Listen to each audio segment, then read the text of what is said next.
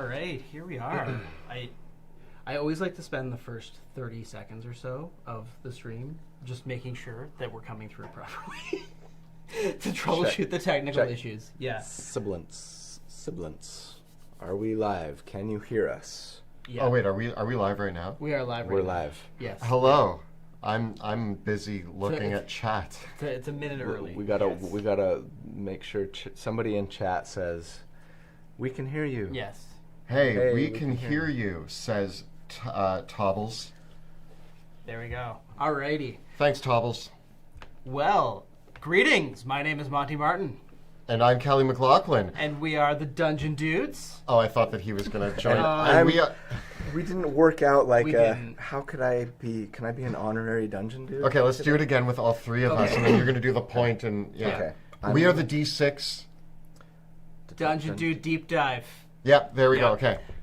Greetings. My name is Monty Martin. And I'm Kelly McLaughlin. And I'm Colby Polson. And we are the D6 Dungeon Dudes Deep Dive. Yeah. You guys are way better at that than I am.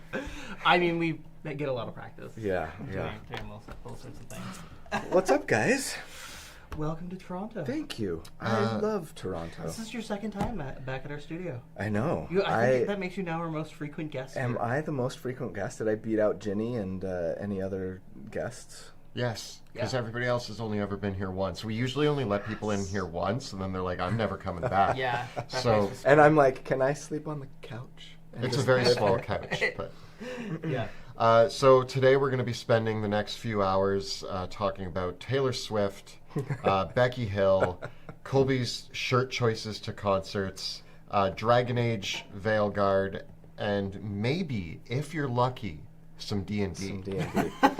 Yeah, I maybe we just get this out of the way first. So I'm always looking for an excuse to come to Toronto and hang out with you guys, and I was like, well, Taylor Swift is in Toronto, and Taylor Swift is in Toronto. And I have two young girls who are major Swifties, and I was like, there's no way my wife can get upset with me for leaving her for several days to go to Toronto if I bring her and my daughters to the Taylor Swift concert. So and I got to write off a portion of it as a business expense. There you go. It's a win-win. Yeah. And meanwhile, me being the silly, oblivious person I am, I went to see Becky Hill last night, who, if you don't know, is another talented artist. And I thought it was hilarious because Colby's like, I'm going to be going to a show on Thursday in Toronto. And I was like, no way, me too. Are we going to the same... You're a Becky Hill fan?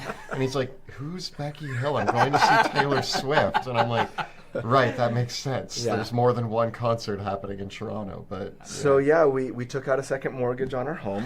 And those tickets were probably we bought Taylor Swift tickets. And I will tell you, I was telling these guys, I'm not the world's biggest Taylor Swift fan as far as her music goes. Like, she's got some bops, but I don't, it's not like my favorite. But man, when you have like little girls and just like taking them to a show and seeing not only seeing their just exuberance and joy during the whole concert and screaming and cheering and dancing, that in and of itself is just makes it all worth it, right?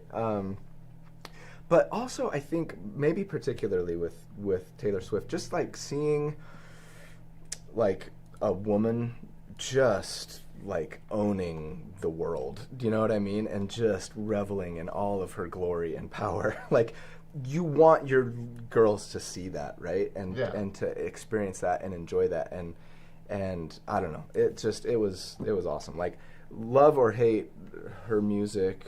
I'm not a big fan, but I respect any musician who is doing that well. So. Yeah. I mean, the other thing I will say is that, like, I love the Sky Dome as a concert venue. It's really great. Like, I've seen everything from, like, the Chili Peppers to the Stones to, I went to a Bon Jovi concert there once, and it was awesome. Actually really Come on, good. I'm an live 80s music kid, is amazing. Yeah, that's it. But my language. But yeah, like there's something about like the Sky Dome, because it is like 50,000 people that like and every time I've gone to a show there, it's like packed. and the energy of it is always so amazing that like I don't know. That is the thing about like live performance and any sort of live music, regardless of what it is that the energy of so many people gathered in one place, who all know the songs. 50,000, girls and women mostly. There was an occasional guy, and most of us were wearing either Travis Kelce jerseys or, in my case, your disco shirt, a disco ball. You looked like a disco ball, and I love that shirt. I had one gem. I had a couple of friendship bracelets. I had my lucky number 13 tattoo that one of my daughters put on me. I hope it's real. And my heart sunglasses, but just 50,000, just every one of them standing up, like everyone knew every word to every song and were screaming it at the top of their lungs for like 4 hours. I mean, the energy was off the charts. It was a lot of fun, and Taylor Swift puts on a good show. So, cool. It was good times. Well, there's our intro. I promised everybody that we would be talking about Taylor Swift today, and we did. And that's the show. Today, we are tier ranking all the songs by Taylor Swift. I can't name a single one. But we are gonna talk about some D&D today. Don't worry, everybody. We're just excited to see Colby and have him here in our city. We're going out for dinner later. I love you guys so much. So good. We're gonna all hold hands and yeah. The thing is that like we knew that if we turned on a camera and just started talking, that we would probably dig into some like mechanics. Yeah. Probably talk about some of the ins and outs of like what are we looking forward to playing, what are we looking forward to with D&D, and all of that stuff. And we are going to be taking a bunch of questions from chat when we get to those. Yes. Yeah. All right. Where do we start? I have a list of things that I want to talk about. If you have a list, you guys want to take questions. Yeah. I just okay. Improv. So go ahead. Can we talk Drakenheim? Yeah. For a bit? Of course. That's like our favorite topic. So we were talking earlier. Before we turned the cameras on, but maybe just for the benefit of viewers. And maybe most of your viewers know this already, but you guys have not made a total switch to 2024 for Drakenheim. So I asked the players, I asked Kelly, Joe, and Jill if they wanted to, on the condition that it had to be all of them had to do it with all their characters, or nobody did it. Okay. And so we decided to stick with it. The characters are level 19. Right. It felt like a weird time to switch to a new rule set. I think that for anyone that is like starting a campaign that is like under level 4 or 5, I think you're fine to switch. But I think that if you've got a campaign that has been running for a while, I wouldn't switch it. Yeah. I would just finish it out. However, I am using the 2024 encounter building rules. Mm-hmm. So things have gotten a little tougher. And some other things that I can't talk about as well. Do you have access to things that not everybody has access to? No. Okay. Why would you ask that? All I will say is that it's not that hard to challenge 19th level characters when you're using the 2024 encounter building rules. Yeah, so this is something that I thought was really interesting. So Monty is using the 2024 encounter building as well as monsters. He's using monsters in D&D. And everybody out there is like, oh, it's so hard to challenge high-level characters. Maybe we're just bad at D&D. I don't know. But in the upcoming episodes, if you want to see in the next 5 episodes of Drakenheim that are going to be airing, if you want to see what it looks like to challenge 19th level characters and do it really well, there's not much that went into like. No, it's actually the upcoming episodes are really interesting because there's not a lot of like. I find that like a lot of the advice around challenging high level characters is a lot of gimmick type play. Like make environmental hazards, make puzzles, make I think actually back to that like level 21 shot that we did with Chris, right? Where like most of the encounters had like they were not straight up. Right, you had to sort of solve something in addition to fight. Whereas I was able to run a lot of straight up encounters, and they were just hard. Yeah. Right? The new Lich, I mean, what? What? This is going to be... Careful. Yeah. The new Lich has potential to be really cool. Yeah. And also, I think using a lot of the Monsters of Drakenheim monsters that we've written are also really, really strong. So... Can I ask for an update on that, on how it's going, the Monsters of Drakenheim? Yeah. So right now, finishing the manuscript took us longer than expected. And especially we had a lot of playtesting feedback as well that we had to crunch through. And also this was like, I think that there's what I have learned is that there is a reason why most monster books are written by a team of people as opposed to 2 authors. Yeah. Because we thought it was going to be the easiest one to write, and it was the hardest. Really? Yeah. Harder than Sebastian Crow? Oh yeah, way harder. Huh. Yeah. Because there's a very high volume of technical writing with writing monsters, and I think also with the 2024 rules and making sure that, like, especially once we got the 2024 Player's Handbook and we saw like the way the new monster stat blocks were being formatted, some of the changes that were happening that we've seen in some of the previews as well. Like, there's been a lot back there of there's been a lot in all that we've had to kind of go back over and adjust to make it work properly. And also, straight up, the biggest thing that happened was that we ended up when we write our monster stat blocks, and this is like something that's very different from like when you look at maybe other monster books, we have a lot of lore.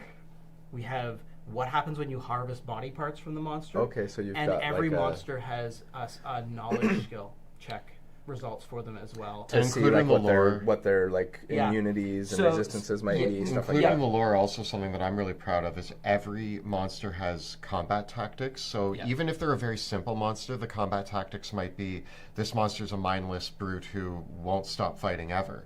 But like we also try to include, for more intelligent monsters, like how do they hunt their prey? How do they engage in combat? Yeah. To give every DM who's going to run every monster in the book an idea of like, I can think more creatively about how to run combat with this monster. So the biggest issue that we ran into, and I think this is the first time we're sharing this, is and I feel like I can be open with this. We're not going to get in trouble with Ghostfire for it. So, we passed the manuscript over to our editing team, and it came back that the book was almost going to be 500 pages. Wow. And unfortunately, the budgeting and projections that we had done for the book were to do up to 400. Okay. And we had to sit down with the publisher, and they were like, if we do a 500-page book, we need to come back to the backers and ask them to pay more for shipping. And we didn't want to do that. And we didn't want to do that. Because, and apparently it basically that extra pages was going to take us over the threshold.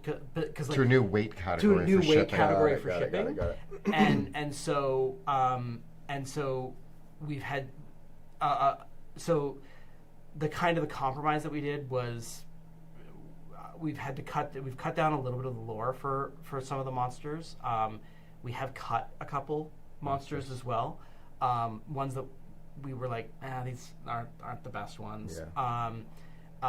And the originally it was going to be every monster. We were going to do a full page of art for every monster. Every monster's still getting that big piece of art, but it's not going to take up an entire page anymore. So we've had to do some creative refinagling.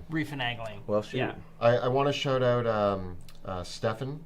Thank you so much. And he says, hey, Colby, time to show your friends some love. I have updated my Drakenheim game to 2024 and hope your monster book makes it even more deadly. It will. The monsters in Monsters of Drakenheim are terrifying, and they'll give your players nightmares. Also want to thank Negrach for starting the train, the Like a conga line? What? Yeah, there's a conga line of super chats. Oh, that's awesome. The conga line of super chats has begun. So thank you guys. Okay, so there's been some delays, but we're getting closer. Yeah, CMF wants to know what monsters aren't going to make it into the book. A few of them were in the playtest. So, for example, we did 6 stat blocks for apothecary NPCs. And those are NPCs, not monsters. So they're getting cut.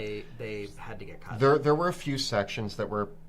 when I say they were easy to cut, I mean Monty and I had to have like a fist fight to the death over who was cutting what, and we both had to cut some of our babies. But I had a section in the space between worlds for void pirates, which were very run-of-the-mill stat blocks, but they were just like cool pirates that traveled the void seas in the space between worlds. But when we looked at it, those were like 6 stat blocks of rather generic creatures. And we were kind of like, maybe these are too conceptually close to Githyanki. Yeah, because really in the show, the void pirates were just Githyanki. And so if you want to run void pirates in your game, just use Githyanki and make them weirder. But there were a lot of stat blocks that were us making a unique stat block based on a monster that we used in the show that was already based on another monster that already existed. There were also a few stat blocks that felt redundant of monsters that you could find in the monster manual anyway. Yeah. And so when we started looking at everything as a whole, it was like, okay, do we really need this type of vampire when you could look at this type of vampire in the monster manuals? We had done our own stat blocks for some skeletons and ghouls, and we were kind of like, I guess. Do we need, like, you could just use, our skeleton mage was cool, but it wasn't cool enough. So really, it actually feels like a good thing at the end of the day, and maybe that's just me coping. No, I do. Like, I always come back to that. One of my favorite documentaries on YouTube is like the how Star Wars was saved in the edit, and like that talk about like sometimes cutting things down makes everything better. Yes. And as any good writing teacher will tell you, probably. I also opted to cut the gag fly, but I don't actually know if it's getting cut. It's just a fly that explodes when you hit it. Flaylor wants to know, I'm curious about how well the book Monsters is going to work for people who have rejected 2024 and prefer or staying with 2014. Okay, so that was another thing that we wanted to do. We wanted to basically make sure that you can use this either way. Like they're going to be tough monsters in 2014. Yeah. But it works regardless. Yeah, I think that's the one thing is that like on the DM side of things, it's not that there's nothing really to say about like using either monsters. Like they're the most monsters and adventures and magic items like are the most cross compatible between 2014 and 2024. There's a couple things that like you can see the evolution of the philosophy. Like if you look at some of the new monster stat blocks in the player's handbook, where like there's no longer a saving throw to get knocked prone by a bunch of monsters, or to be like there's no longer a certain save. Like if they hit you with the attack, it just applies. So that's one of those more philosophical things that we like adopted, that we saw it in the player's handbook, and we're like, okay, we're going to do this for most of our monsters, and like we're using. The new format that they write the stat blocks in that we saw in the player's handbook is much more truncated. And so that was the other thing that saved us page space and size in the stat blocks, is by using the 2024 formatting for stat blocks. It actually compressed a lot of things because it is a more compressed format. Got it. Yeah. I want to say a few more thank yous. Relaxed Fantasy Review, thank you. And everything that is getting cut from the book, we're not throwing in the trash. It will see light somewhere, someday. So just keep that in mind. Any monsters that we cut, we have way more books that we want to do. So, and we'll probably do adventures that might feature these monsters more prominently, or get them reimagined and better designed. We might do a release for backers that is like the Monsters of Drakkenheim B-sides. Yeah, if you backed it, we could do like a release that's just like here's a download of a bunch of monsters. Yeah. Thank you. I'm sorry if I get your name wrong. Anothe. Enothe. Jason. thank you very much. And also, there's more. Michael Johnson, thank you. And we love your content. And Logomancy, thank you. And yes, we will be at PAX U. At least the Dungeon Dudes will. So I know I'm not going to be there. I'm actually I was planning on going to PAX U, and Logomancy says shout out to Piglet. He ran a one shot that we did recently that was a charity fundraiser for Make-A-Wish Canada, actually, I believe, and it was a lot of fun. We did a Winnie the Pooh themed one shot, and I played Piglet, so he says shout out to Piglet. And I was a cleric, Piglet the cleric, and we had Rabbit. Treant Monk was Rabbit, and Will from D&D Shorts was playing Owl, and Dungeon Dad was there, and Indestructible Boy. It was a lot of fun, and you might still be able to donate. Maybe if you want to watch that one shot, Logomancy, feel free to let them know in the chat if that's true. But we raised enough money that we hit a goal to where we have to do a second one shot now. Sweet. So we're going to do a Bluey one shot. And I hopefully am going to be Bandit, so I can channel my Big Dad energy. Or if we can't be Bandit and Chili and the actual Bluey characters for fear of hitting some sort of copyright infringement. I don't know a lot about Bluey, but I just need you on the show to sing Burger Dog. Do you know Burger Dog? No. It's the only thing from Bluey that I know. I've watched almost every Bluey episode. It's like one of their like short clips that was extra, and they just sing Burger Dog. I need to check out Burger Dog. Check out Burger Dog. It's the greatest song ever written by a human being. It will get stuck in your head forever, and I'm sorry. I'm so sorry. Do you have more shout-outs? Because I had a... Well, Relaxed Fantasy has a question for you, Colby. Oh. When are we going to get a Kickstarter for D4's greatest hits with, like, your 100 most unique and most powerful builds? I'd pay top dollar for that. Oh, thanks, man. I appreciate that. Gosh, when I first started working with... So, I don't know if you guys know this. We have an agent, and it's actually the same agent you guys introduced me to. Tim. He's a great guy. He is the Nick Fury of the Avengers that you're slowly assembling.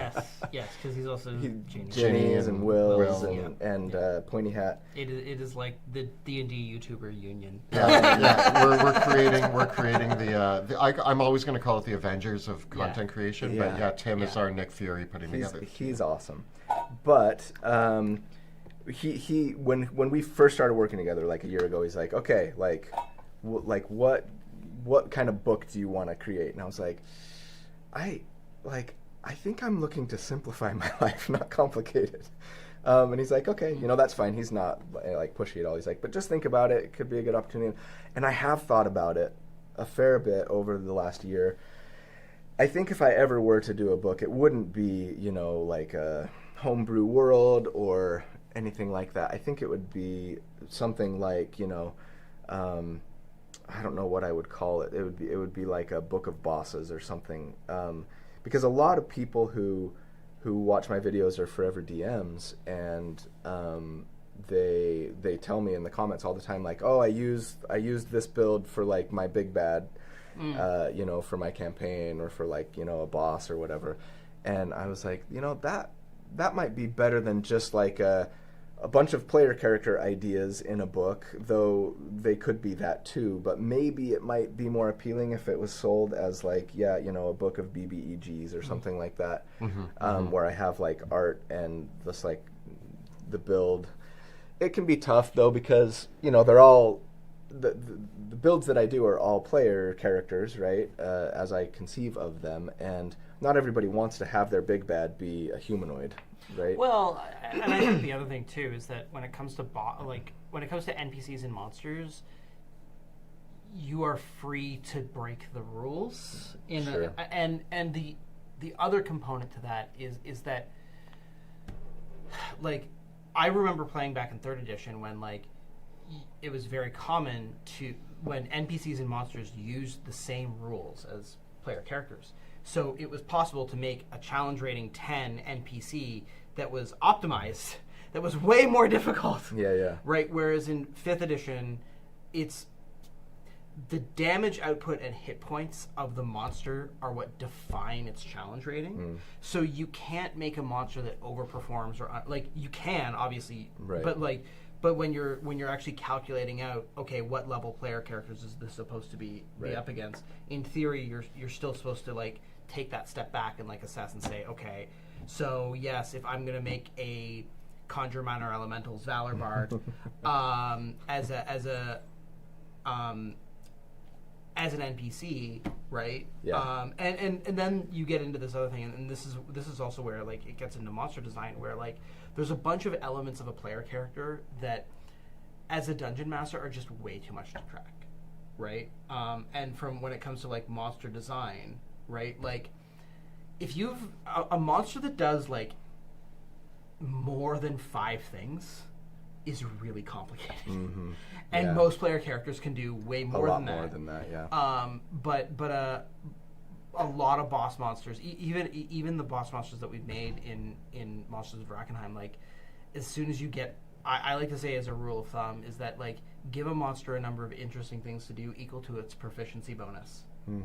And as soon as you're going past that point, you're starting to get to the point where that might not occur. Sure. And now you've spent a bunch of time creating stuff that's not going to get used. Yeah, because like the mental bandwidth of the DM when running monsters is actually a resource. Right. And that's why like I really appreciated in the 2024 Dungeon Masters Guide. It's like, you know, if you start putting 2 or 3 different monsters on the field against the players, that's where you as a dungeon master have increased the complexity for yourself and how much you need to manage and how much you're going to forget. We have a lot of questions that are similar coming into chat, so I'm gonna do a bunch of these and then we'll go through them.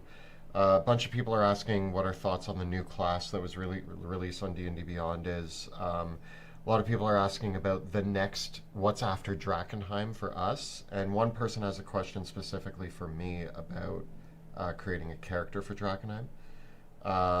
Regarding the new class... The Illrigger? That's Colville's class. Yeah. Personally, I have not looked over it enough to form a full opinion yet. I'm really excited that we've seen the first official class go on to D&D Beyond from the third party. We knew that another one was going to be because Ghostfire's Monster Hunter is also going on D&D Beyond. So we knew that was happening. And a lot of people have been actually asking when's the Apothecary coming, and we're waiting our turn. It's a small team on D&D Beyond. It's actually quite a small team. They're amazing, and they've been a pleasure to work with. But like they're working their butts off on a lot of third-party content getting onboarded, and we've had discussions with them about Sebastian Crows, but it still might be a little bit. Yeah, and I expect for them like the Illrigger is a contained thing on its own, whereas the Apothecary comes with an entire book of everything in Sebastian Crows. Monsters of Drakkenheim is going to come on D&D Beyond, and so probably the D&D Beyond version of Monsters of Drakkenheim and the digital release will probably happen before physical shipping happens at this stage. So we're hopeful that, I don't think we've said this, but we're hopeful, because I think internally we're supposed to get Monsters of Drakkenheim. I think I can say this.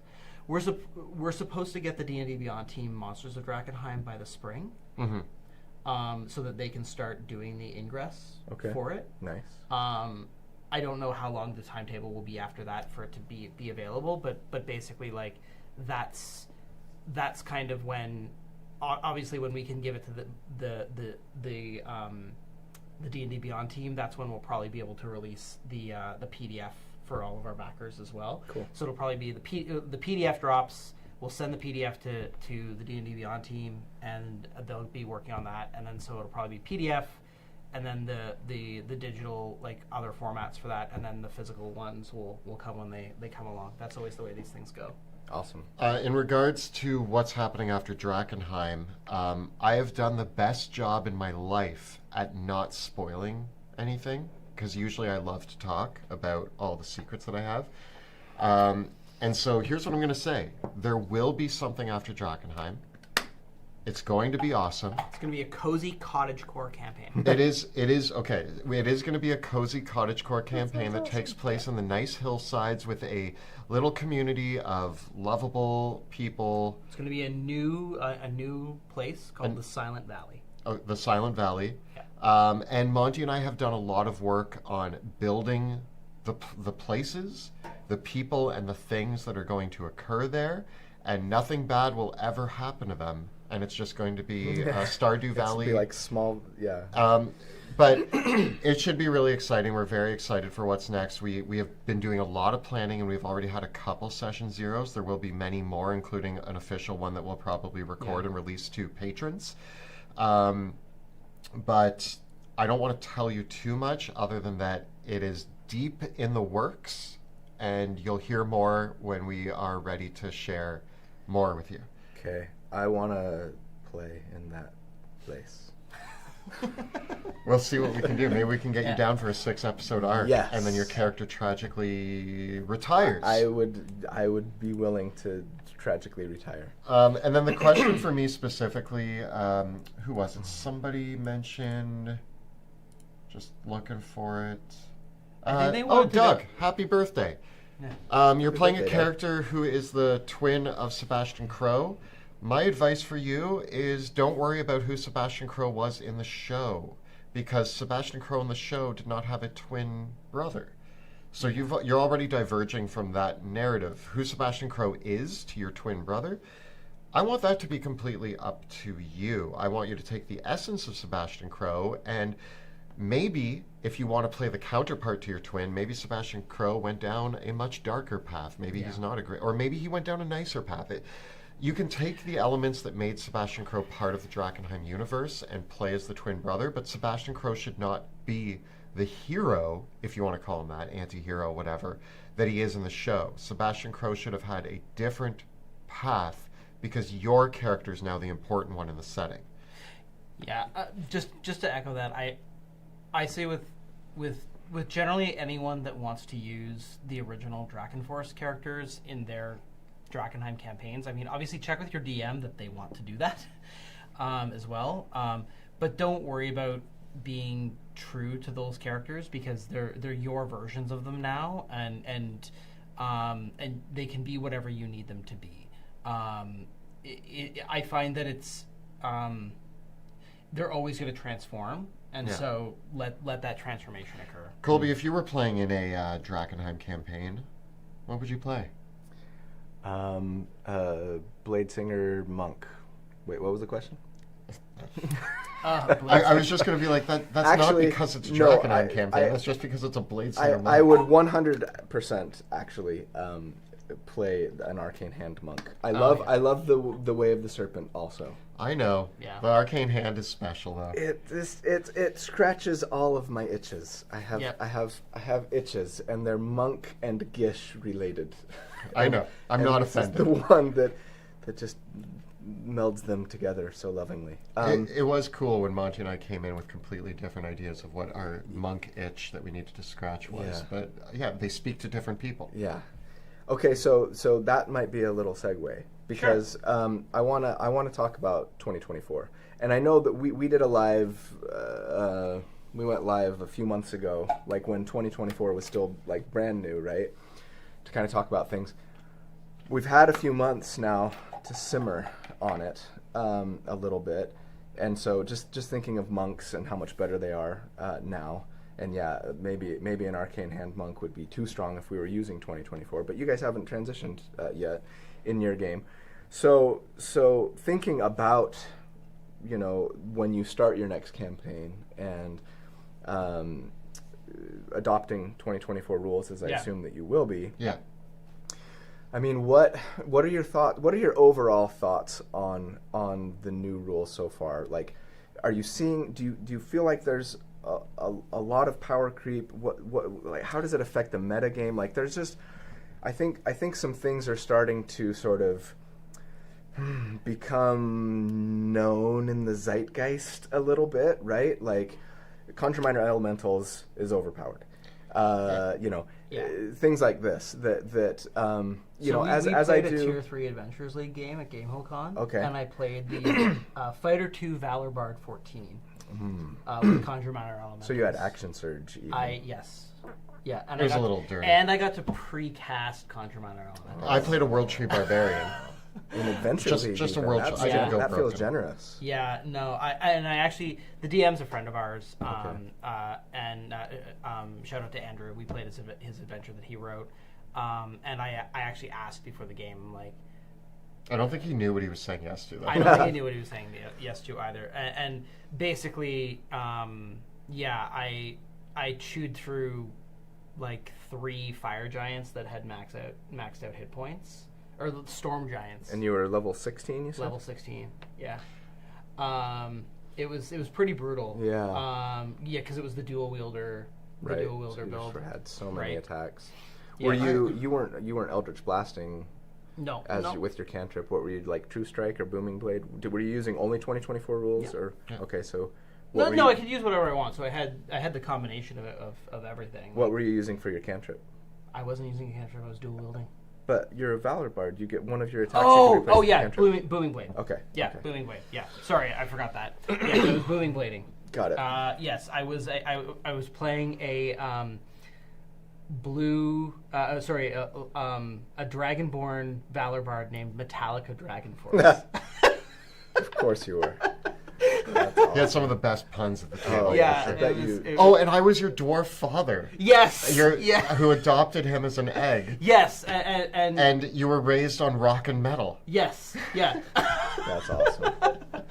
Okay, so I mean, give me like a overall, I don't know if I want to say rate out of 10 or anything like that, but like, what are your overall feelings on the new rules? Like, I think there's no reason not to use them. Okay. I think that's my verdict on that. I think that. Sorry, go ahead, Kelly. I really think that the new rules. So, one thing that a lot of people aren't accounting for, like they're like, oh, did we really need new rules? And the answer was that, like, after 10 years of a rule system being out, it gives people enough time to see where the holes and where the flaws are. Sure. And I'm not saying that the 2024 rules are perfect. They have some power creep. They have some like in the state of Conjure Minor Elementals. Oh no, it's a broken spell in the game. But guess what? You could exploit so many things in the 2014 rules because we found a couple things to exploit in the 2024 rules. Does not make it terrible. It just means that there's new exploits.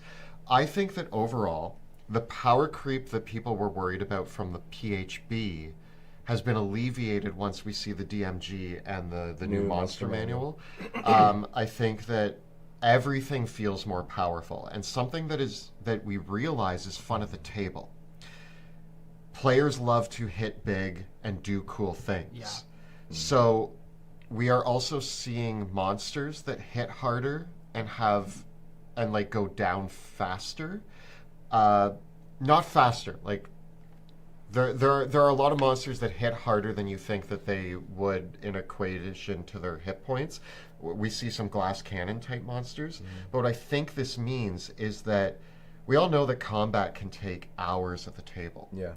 What we're going to see is players doing cooler moves more often, bigger stunts, bigger damage, but we're going to see monsters hitting harder, hurting more, and combat encounters readily lasting 3 to 4 rounds, which is going to feel good at the table. Things are going to feel more fast-paced, more fluid. I think that overall, with a few caveats and little things that I'm like not the most thrilled about, I think that majority of the 2024 rules were needed, necessary, and it's an improvement, and there's no reason not to jump into them. I think by and large, like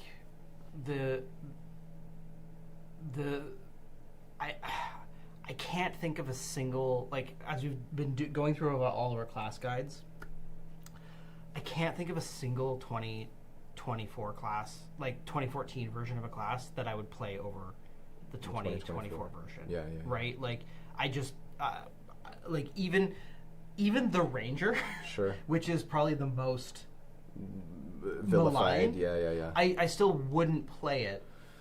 Right, because even though, you kind of wish, or I guess I, speaking personally, kind of wish that they either didn't build around Hunter's Mark so much, or better yet, in my opinion, made Hunter's Mark better, like maybe scale, right? Like so that it didn't require concentration after a while, and or didn't require a bonus action to transfer after a while, etc.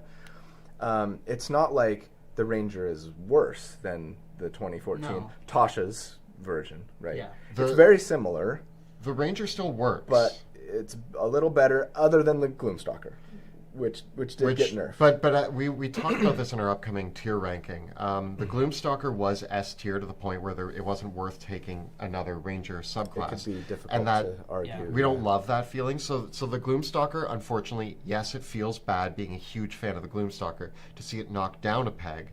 But also, it now fits in with the mix of the others. It was warranted. Unlike the Vengeance Paladin, which is still too good. But I don't know.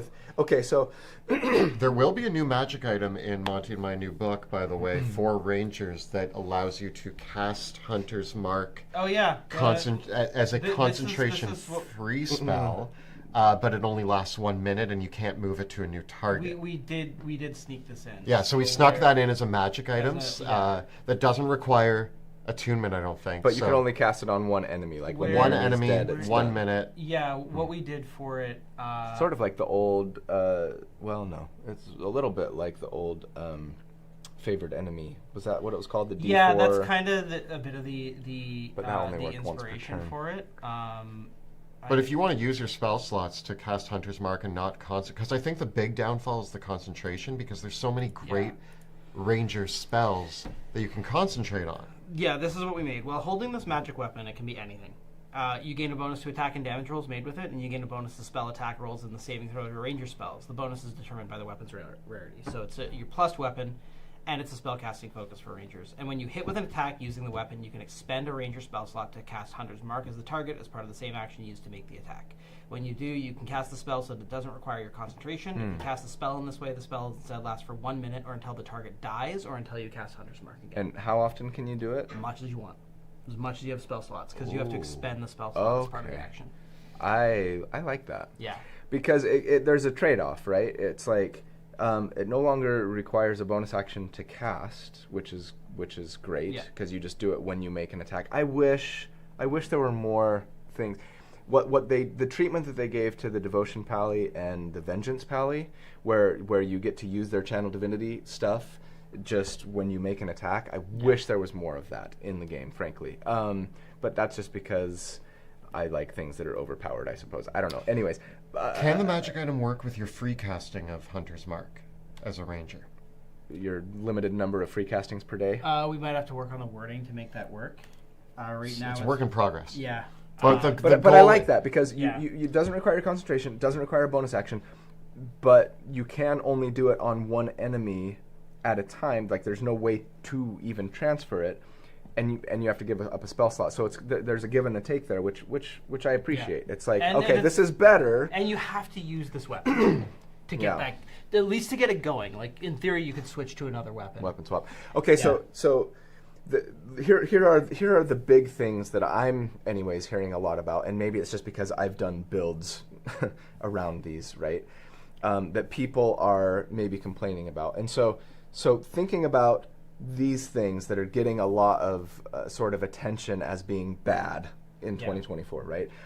Compared to maybe the loopholes that it closed, the balance that it adjusted in the right way, can we still say that 2024 is better? I think the answer is yes. But just to kind of highlight some, okay, so the Ranger and Hunter's Mark stuff we've talked about, Paladin Smite being a bonus action to use Smite, I think has a lot of people upset, myself included, if I'm being honest. Requiring, like, it being a actual spell is a little less problematic unless you want to be a barbarian paladin and maybe some other things, but the bonus action can be tough. I'm not to go off on too much of a tangent here, but I'm actually in the middle of a script right now where I'm trying to build like the ultimate smiter, right? And I'm frustrated by the fact that, frankly, like Eldritch Smite Warlock is just better than like a Divine Smite Paladin right now because you don't have to spend a bonus action to Eldritch Smite. Now there's limitations with Eldritch Smite. You have to use a Warlock spell slot for it.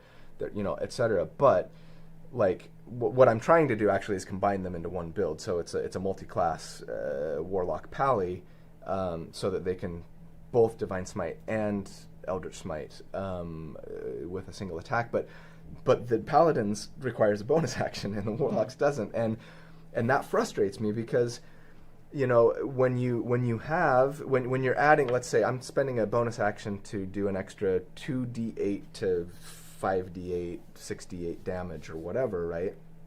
Well, it's costing both the spell slot and the bonus action.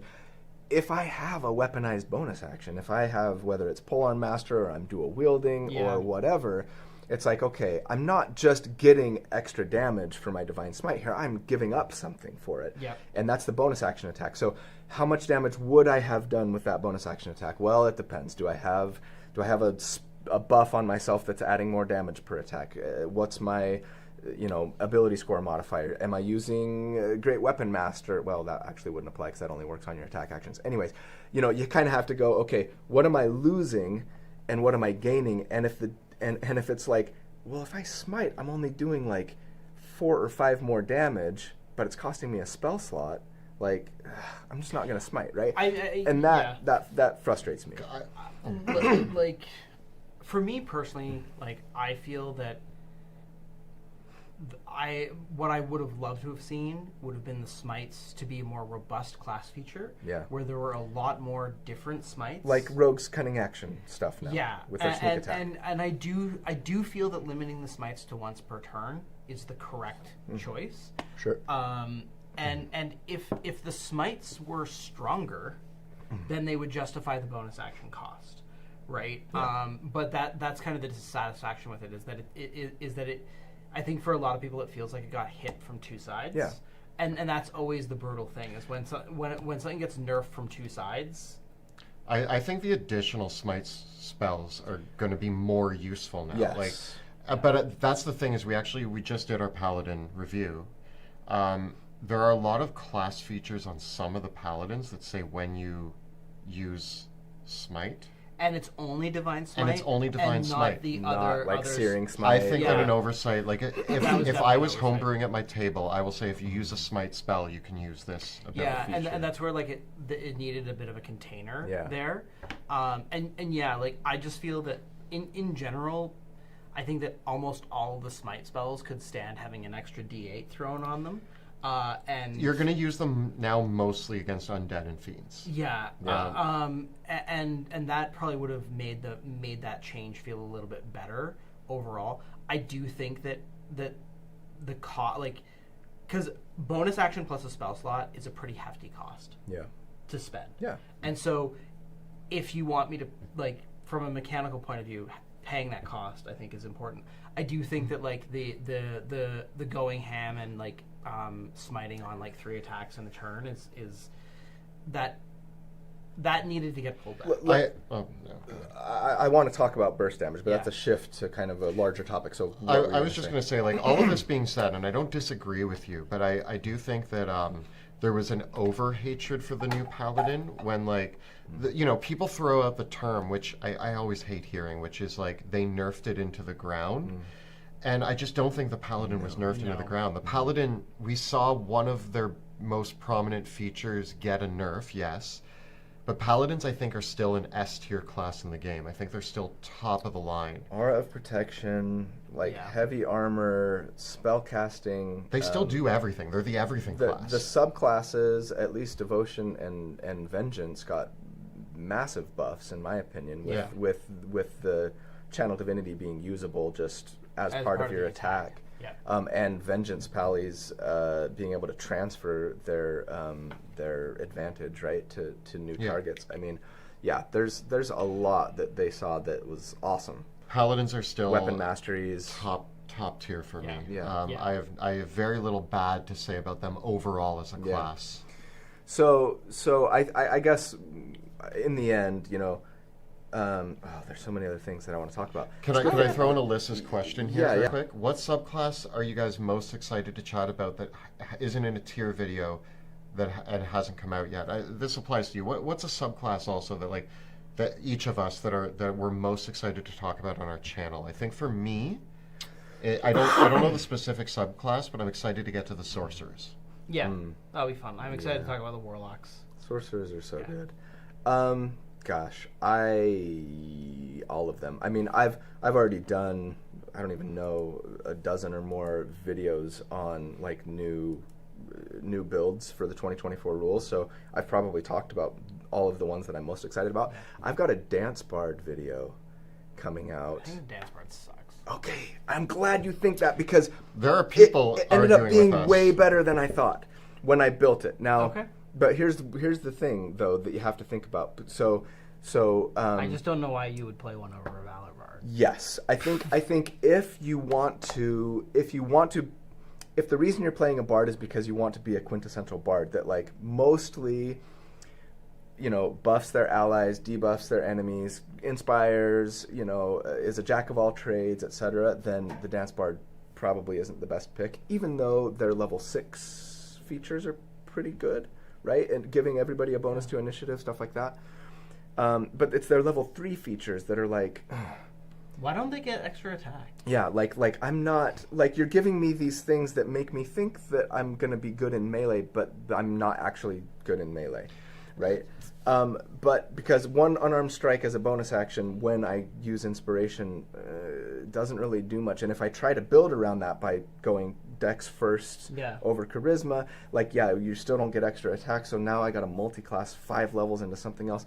It can be challenging, but I think the thing that makes it better than I thought it was going to be when I crunched the numbers is to think about unarmed strikes not as making attacks with, but grappling. Because you can grapple with an unarmed strike now. And it requires a 1-level monk dip so that you can use dex for grappling, right? Yeah. Not just strength, right? But the DC is based on your dexterity if you're a monk. And I wish that they would have given them that. If you don't give me extra attack, well then give me that same feature, that martial arts feature the monks get, where my DC for my grapple can be based on my dexterity, right? Or heck, charisma? Nah, that would be too weird. Anyways, with that, now I can grapple very easily as part of my bonus action, and I can do things like cast Cloud of Daggers, for example, where I can grapple them, move them in, and hold them in place so that they can still take damage twice in a round. And then later, when you hit level 6, you can now move as a reaction. So you're moving when it's not on your turn, and so you can actually move them in and out of the Cloud of Dagger stuff and triple up on damage eventually. We've been proven wrong before. Okay. I'll just throw it out there. Here's my like high level question for you, and because this is where I think the context matters. So, is it better to have one character that does that, or two characters that work together? Like the dedicated, like here's the character that is in charge of dragging the monsters through the spike growth, and here's the character that's in charge of putting that down. Yeah. Or is it? You know what I mean? Like whenever I see like the drag party members through, I always go to like, I think it's better to have the person that team up. The team up. I mean, we love collaboration, right? Rather than, and so I would be interested to see whether the team up is more effective than. I think for sure. Yeah. I also I've done a number of like duo build videos on my channel where it's like, okay, you know, this one is meant to control and this one is meant to cast an area of effect spell, and so the controller keeps them there, and then this guy does the damage and they have to stay there and take it every turn, or you know, whatever. Let's find ways to synergize between two characters, and they're always fun to build. But they also take a lot more time for me. It's basically like 2 weeks worth and for whatever reason, they perform worse than any other video. And I don't know why. I think people go, well, I don't have a friend to play with, or I can't convince my friend to play this other build, and so meh. I don't know what it is. But that said, yeah, I think in almost every scenario, when you can team up like that, you're going to be more effective. And I do appreciate that it feels to me like 2024 rules are sort of encouraging more collaboration. I agree, which is awesome. Teammates. One thing I want to say about the Dance Bard, and maybe I'm misinterpreting some of the comments that we got on our videos, but there were a few people that were like, what you're not realizing is that the dance bard is also a bard as well as being able to do these things. And my argument there was like, we gave it I think a B. I think we gave it a C. A C? We gave it I a C. just watched it before I started my script. But like the thing is that like all bards are also a bard. Every bard is also a bard. Yeah. And out of the 4 bards presented, I think that the other 3 bards offer more, as well as like in our rankings we can't say, well, they're this, but they also get all of the base class features, because that's a blanket statement for every single one of them. Exactly. And when you like again, and I would play a Valor Bard 100% of the time. Yes, and the Valor Bard, if you wanted to be like a melee focused bard. Yeah. Now we were wrong on the Swords Bard in our initial 2014 rankings, and everybody was like, "You're wrong about the Swords Bard," and we're like, "No, we're not." And then I played one a couple times, and was like, "Oh no." And I mean, don't get me wrong though, having again now played it, the Valor, the Valor Bard with 2 levels of fighter is definitely better than the Valor Bard without the levels of fighter. Sure. You can get weapon masteries, extra attack. I also think a lot of people who watch our tier rankings don't understand the statement we make at the beginning of each one, where we say we rank these against subclasses of the same class, not against other classes. So similar to the way that I say a paladin is an S tier class, the bard is an S tier class. A C ranked subclass on an S tier class is still going to be a great character at the table, as opposed to like you could put the Swords Bard, or not the Swords Bard, sorry, the Dance Bard, and the what are you going to pick for the Hunter Ranger in the same party together, and technically I think we gave the Hunter Ranger a B. And the spoilers. Dance Bard a C. And the Dance Bard a C, and I still think that the Bard is up here. Oh yeah. And the Ranger's going to be here. So right, and I think that that's a bit of important nuance for everything, because like we didn't, when we started our tier rankings, we were like, either we have to do this like across the board ranking, and then you'd get into places where it's like, yes, this subclass is still not as good as this one, but it's still it's still a bard, so it's still S tier, right? Yeah. And so we do that for more diversity in the actual individual rankings. Right? Okay, can I ask you guys about burst damage? Yeah. So, because we were talking about pallies, like, and we've kind of talked about this a little bit before, and I've talked about it on my channel. And I've gotten in arguments with Chris, Treant Monk, about it. Ooh. I mean, arguments. That's not. We felt a little differently about it. I keep thinking. Okay, so I do a variety of different kinds of characters, right, on my channel. Most of them end up being like sustained damage, what I would call sustained damage. Some people might say it's not very sustainable. That's gonna bring up another question that I have for you later. But anyways. And so I do sustained damage builds, I do burst damage builds, I do tank builds, and then I'll do support builds. And most of them end up being the damage focus ones, sustained damage especially. But I used to do a lot more burst damage builds, and I'm having a hard time even like wanting to do burst damage builds anymore with the 2024 rules, because I feel like the options to really burst have been so toned down. I think that's part of the intention of the 2024 rules, is sustained damage is better than burst damage, and they reduce a lot of places where burst damage came into play, because also it's hard to account for how many combat encounters each DM is going to throw at their table. And if you're a DM who only does one encounter a night, burst damage classes break the game. Yes. And so by actually reducing them and focusing more on sustained damage, it doesn't matter how many combat encounters you go through, classes sort of level out. Yes. So I actually think it's better game design overall. And burst damage was actually something that was such a variable depending on your DM and how you were playing. It's really okay. Let's throw a couple assumptions on the table. By and large, if you look at the cross section of like gamers and D&D players, and when it comes to like the mechanical things, dealing damage is one of the most fun things. Yeah. Right? I think that for most players, it's certainly popular. Yeah. Right. And I think that like it kind of gets into that like lizard brain thing of like I like big number. Yeah. Right. And so and I cannot lie. And sorry. And burst damage is exciting. And I think that from there's two ways to approach this, right? Burst damage is overpowered and hard to balance, but it's also fun as hell. Yeah. And so, as someone that like philosophically, for me, leading with fun is the most important thing. And because so, you're a good DM. I think that it's important that burst damage exists. Sure. And I now where my nuanced opinion goes, and like this is like my whole like horseshoe theory thing. I think, personally speaking, every class in the game should have a single target burst damage build. There, ideally, all of those should be roughly equivalent. And I think that all of the and I think that ranged and melee burst damage should also both be.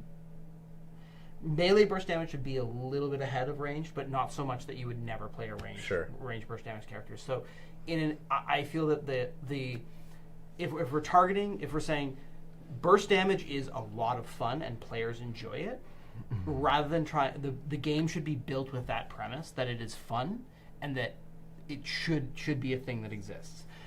The thing is that it's really hard to balance. Yeah, it is really hard to balance. I mean, yeah. what's the ideal? I mean, speaking hypothetically, if a character can do sustained DPR of X, call it whatever you want, 50, let's say, then how much burst damage is too much burst damage, right? Should it be double that? Is triple okay? You know what I mean? Like, I've had characters that were designed for burst damage, where I've gone into a fight that I could tell my DM spent a lot of time and energy crafting. Yep. And it was this sort of complex thing with like all of this stuff. And on my character's first turn, granted, this was partly because I had a potion of speed that I popped. I one-shot hit the big bad. So and it felt so awesome, and I had so much fun, and everybody at the table cheered, and I could see my DM kind of be like, "You jackass." So here's again, this is where I think you have to look at the fun, and you have to engineer the game's math from the place of the fun. So let's talk about one thing. It is fun to one-shot a monster. Yeah. So I think that a player character expending resources should be able to burst down a single normal monster in one round. On the flip side, let's look at the reverse analysis. Boss monsters inherently, by their very nature, a boss monster has a massive target painted on their face. And so the psychology of the player is that when you see a boss monster, even though the players don't know it, everybody all of a sudden wants to pull out the big guns. Yeah. Boss monsters should be balanced around the idea that the players are going to go ham on them. And thus, and in my opinion, if you do not go ham on a boss monster, you die. Yeah. And that should be the way that boss monsters are balanced, whereas conventional enemies are not balanced around that idea. So the balance of a boss monster is you must go ham on this monster or you'll die. The conventional, but for non-boss monsters, is you get to one round them if you go ham on them, but they're not going to kill you if you don't. Right. And so that to me is where the balance should be built, right? Because I think that is capturing that to me is capturing both what is fun and is capturing the common psychology of like what I would say is like the standard D&D player profile, right? Ham is delicious. Ham is delicious. I love to go ham. Yeah, right? So in your opinion, now granted, I don't know. We probably haven't played a ton of 2024 rules yet in campaigns. I've done some one-shots. I'm in a campaign that's using 2024 rules, but we don't play as often as I'd like to. We've done a few sessions, and like we're using some of the encounter rules, but not the player rules. Okay. So state of the game currently with 2024, do you think that enough player characters, subclasses, etc., do enough options exist for players that would allow them to use burst damage in a way that you've outlined? Okay. I think that... Because I don't know. I don't know that I do. I don't know that I do. I'm talking like ideal circumstances. Sure. Like if I was coming in and looking at this and like this is part of the reason why I also admittedly like kind of bounced off Pathfinder 2nd Edition because Pathfinder 2nd Edition the math is so tight. It is like, and some people love that the math is so tight. People like that the math is tight, but I think that the looseness of the math in D&D is part of what makes it fun. It kind of is. I agree. And that's kind of the whole thing is that and no gripes on anybody who loves that. Exactly, but part of what makes D&D 5th Edition fun is that the players get to break the game, and so because ultimately it comes down to like in an exception-based rule system.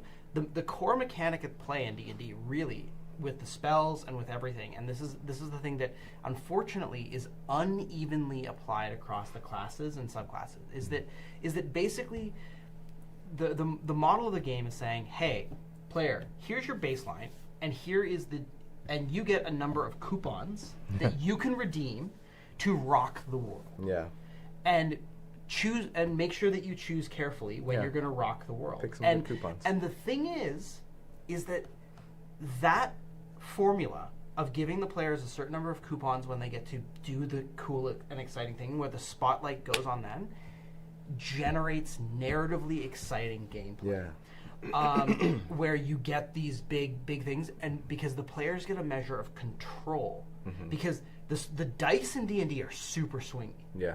So what your lever that you can pull as a player character is not necessarily on the dice front. Sure. It's when you get to invoke all of these abilities and say, I am now doing this amazing thing that is gonna create the memorable moment. And that is what makes 5th edition, in my opinion, what makes it actually a really good game. But I think that a lot of people that's also what maybe turns a lot of people off on it, because I think that some people want it to be more reliable than that. And what I would say is I want D&D to do that more reliably than it does now, and I want the game to be built with that assumption, whereas a bunch of things are unevenly built with those assumptions in. Do I think that the 2024 rules achieve it? I think that they do it better than the 2014 rules do. And I think that, again, it always sucks to say, like, we'll have to see what happens when the monster manual comes out. But for me, what I see when I use the monsters that Kelly and I have designed for Monsters of Drakenheim, which are monsters that are built with these philosophies in mind, that's what happens. Yeah.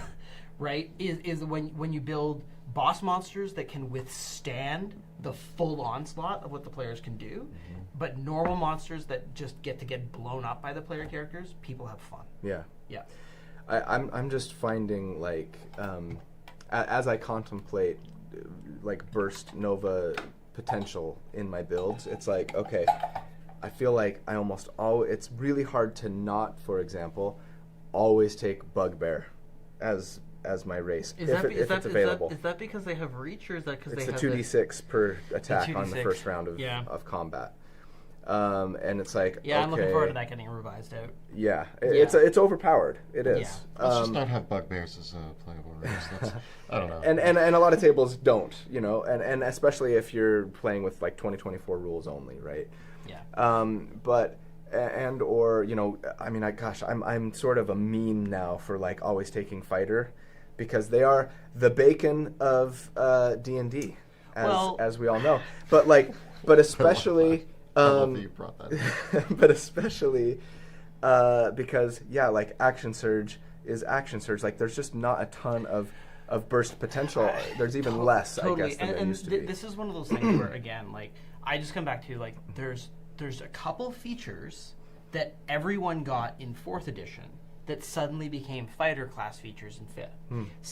Everybody had Second Wind in 4th edition, and everybody had, it wasn't called Action Surge, so in 4th edition, every character had action points, and you could spend an action point to take an extra action on your turn, and there was a feat for humans called Action Surge that when you spent your action point, you got a big bonus to, like, attack rolls. Got it. And so, like, you know, this is where it comes down to, like, I think, you know, I always love to go back into, like, talking about, like, how I would have done things. And, like, I think that, like, if I could take a hacksaw to D&D 5th edition in a real way, I would take a hacksaw and I would give focus points would be the martial mechanic. And marshals would all go back to would all have 4 attacks, and action points would be something that everybody could do. So because that 2-level fighter dip for Action Surge to me indicates that feature is too fun, and when something is because it's good. Yeah. The thing is, it's fun. Yeah. And it's one of those big flashy abilities, and I feel that, like, it would be really like it obviously you'd have to go back and rebalance a bunch of things, but, like, I go back to thinking of like things that I loved about 4th edition, and 4th edition was great for those action points because it meant that everybody had a resource, had their coupon that they could spend to be like, I'm gonna kick ass now. Yeah. Right? And also then you also had, because everybody could Second Wind, everybody also had the way of, like, I need to get myself back in the fight. And those two things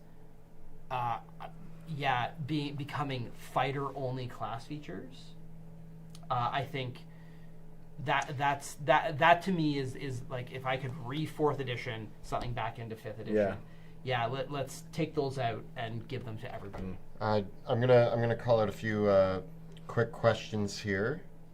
Any chance of us doing a one-shot together?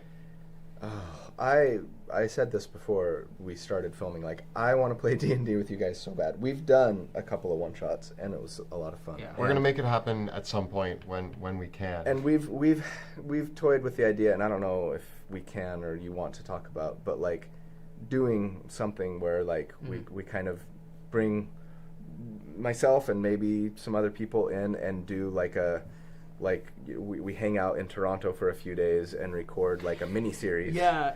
And then release. That's a possibility. I would love to do like, something Kelly, like that. Do you want to say, like, you can speak to, like, the methods that we've been using for the production side of things? So we've been filming Drakkenheim now. We found a really good system where we get together probably once a month, and we do a full arc. So we film over the course of a weekend, and we do 3 days in a row, 2 episodes per day.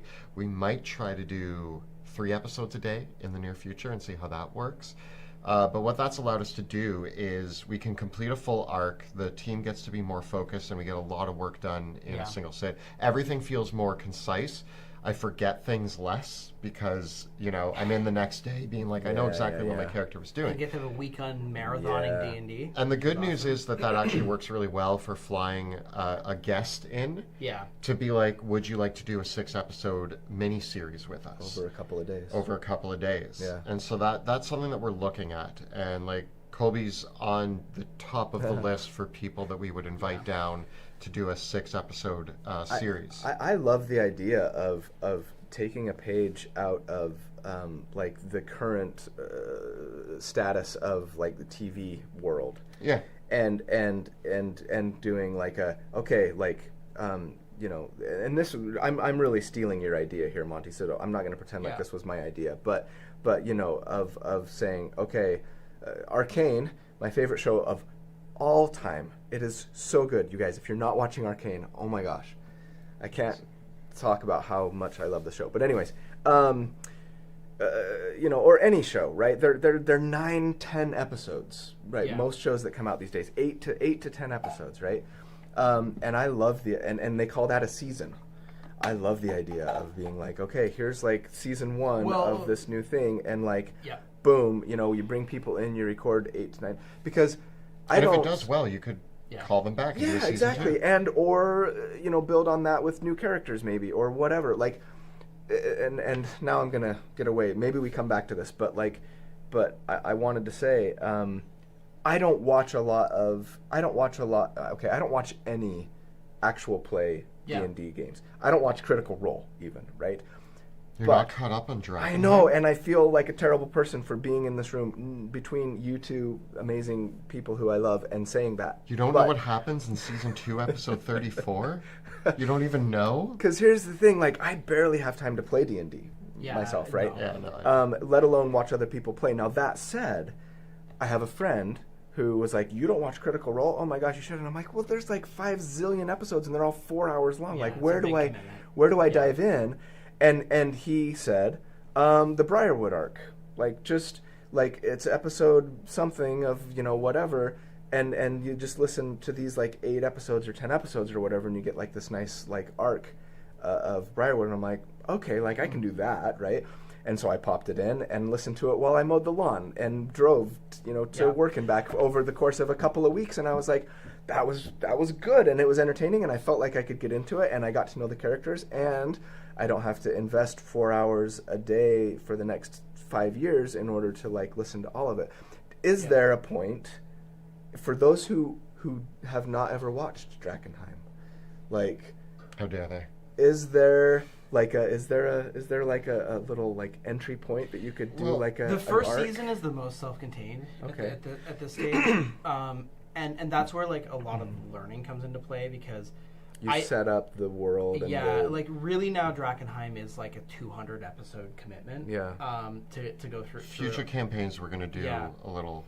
Because we looked at particularly like Dimension 20, I think, is the front runner of this, where they do very much the TV season style, because they have the advantage of basically being set up on to do that because of Dropout, right? So they do the 8 to 12 episode seasons, and then they can either do a new season with a new plot line. They can mix things up, and that's sort of the thing that we've tried to build here in our studio and build towards. Obviously, we're not in LA, and we don't have a subscription TV service with the legacy of College Humor behind us financially to do that. So what we are kind of like imagining is, because we know now that we can record 3 episodes in a single day. It's a long day. It's kind of this idea of like, we could do a 12 episode season in a week of filming by doing 2 days on, 1 day off, 2 days on, and then we could have that whole thing edited, cut together, do assets, do everything. It's a lot of prep work for the DM, but it's possible. And that being a format where, you know, if it's 5 days of filming, financially speaking, it's not bad to fly someone into Toronto, put them up somewhere, and do that. And one of the things that has been talked about for that as well is, I've talked to a lot of other folks, like the Evantris folks, as well as I'm the Worlds. It's not Worlds Without Number. It's another project that Brennan Lee Mulligan's involved in that is Patreon only. And I'm losing the name of it, but it's also really. But basically, the idea of doing of if we're flying in guests and we have to do all that extra, potentially making stuff that is Patreon only. Sure. Or finding a sponsor. Yeah. It's really hard to get sponsors for actual plays. It's not impossible. It's just that the scale is very, very different, and I think that Worlds Beyond Number. Yeah. Thanks, Serge. Thank you. Yeah.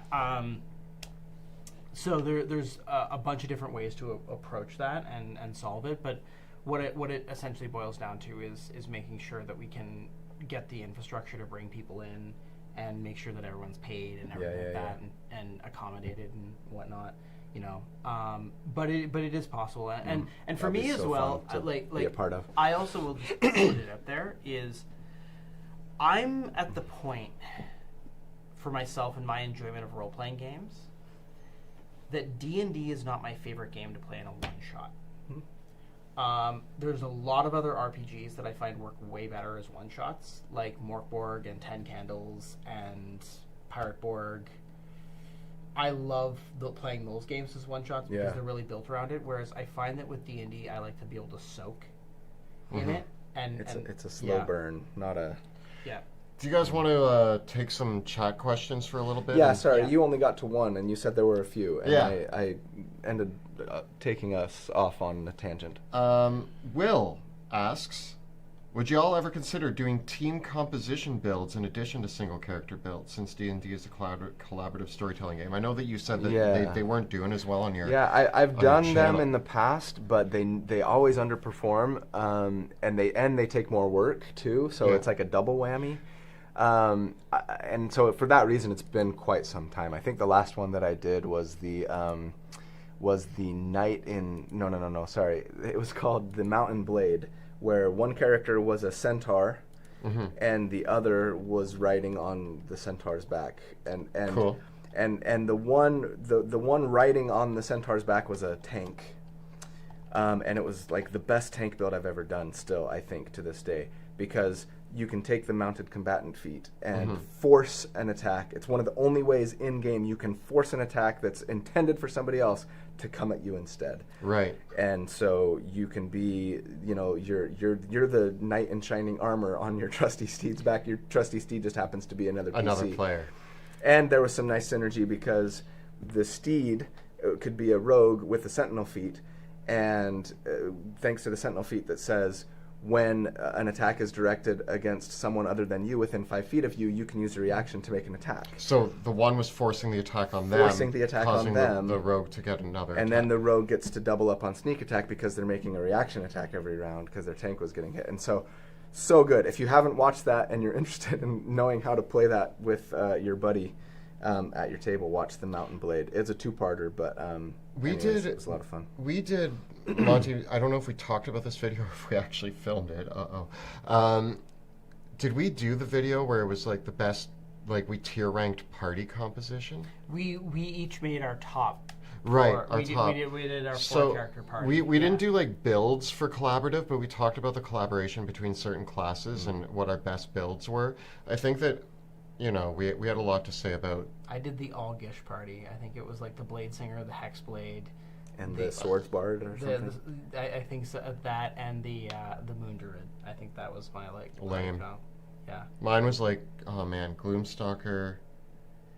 I don't remember. Yours was the emo, the edgy edgelord? Well, It no, might have been. Didn't you do like Shadow Sorcerer, Twilight Cleric? Yeah. Something like that? The I don't know, edgy maybe. edgelord group. But anyway. So yeah, we've dabbled with that, and we'll probably dabble with that again to answer your question, Will. We do think that D&D is a collaborative game, and we like to promote the collaboration as much as possible. Anytime I've ever... I think here's maybe why the duo builds don't always work so well. And maybe this just speaks to, like, the people I play D&D with, but... Everybody wants to be a main character. Well... Yeah, like, right, there's a little bit of like I want to play who I want to play, not who you want me to play thing going on, right? And but there could be like a set, like Monty and I, when we're doing Adventures League, will often be like, what if we, like, not always mechanically, but even when we were sitting down to Adventures League, and it's like, I'm going to be the dwarf father of your dragonborn son, and you're going to play this build, and I'm going to play this build, and and then we looked for moves that we could like use together. Sure. I had a really good friend of mine, Brian, who we played D&D together for years in undergrad, and we did do a bunch of Adventures League. Again, this was back in 4th edition, and we built, I played a 4th edition Ranger, and he played a 4th edition Warlord, and we built the characters around the synergy, and I can remember, it was goofy. It was, I just have this very visceral memory of, it was very similar, actually, Kelly, to something that happened recently in Drakkenheim, where it was like an encounter where it's like, oh, this looks terrifyingly scary, and then the two characters just did this like action economy. Wonder Twin powers activate, and it was just like zoop zoop zoop. Okay, encounter's over, and it was a riot to play those two characters. That's awesome. Because for those that don't know, like the 4th edition Warlord was your commander character that like granted attack bonuses. It could let people move outside their turn, let them attack outside their turn, and there was a 4th edition Ranger build. So 4th edition had the spiked chain, which I imagine if the spiked chain had existed in 5th edition, you'd be doing a lot of builds involving the spiked chain, because the spiked chain has always been that weapon that like lets you do like the dual wield trip build at the same time. And so I had a spiked chain wielding Ranger that was.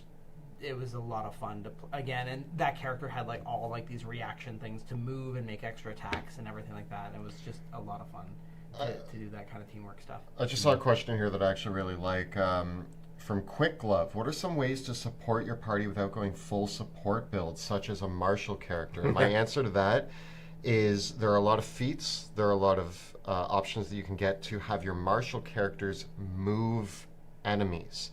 And so my favorite way to make a support martial build is battlefield control, so either grappling or moving. If you're in a party and you're the fighter and you are with a wizard or sorcerer who has something like fireball, or you're with a ranger who has spike growth or something like that, and you make a build that uses like you have a warhammer with a crusher feat, or any of the other multitude of options, knocking and standing at the edge of the area of effect and knocking enemies back into it, or there's a group of enemies and you just knock them closer to one another so that they can get like blasted. There's actually a lot of ways that you can support a collaborative build by holding enemies in position or knocking them around, and I think that those are the two best ways a martial character can be a support. Yeah, I think most of the support builds that I do on my channel are actually like either a burst damage build or something else that's like, okay, this character is designed so that they can be a great healer and buffer and all of these things, but I want to do something else other than just like heal and buff when I'm in combat. So let's build this character that can like throw a crater down once in a while, just like maybe once per combat encounter, and then stand back and cast bless and heal and things like that. So like I just did one, the ultimate Eldritch Blaster character I just came out on my channel, I think, and it was like, I'm gonna build like the best cantrip user that I can that can do the most damage with their cantrips, so that they can, without concentrating on anything else, so that they can still concentrate on whether it's in this case it was usually a control spell, right? Because those are usually the most powerful concentration spells.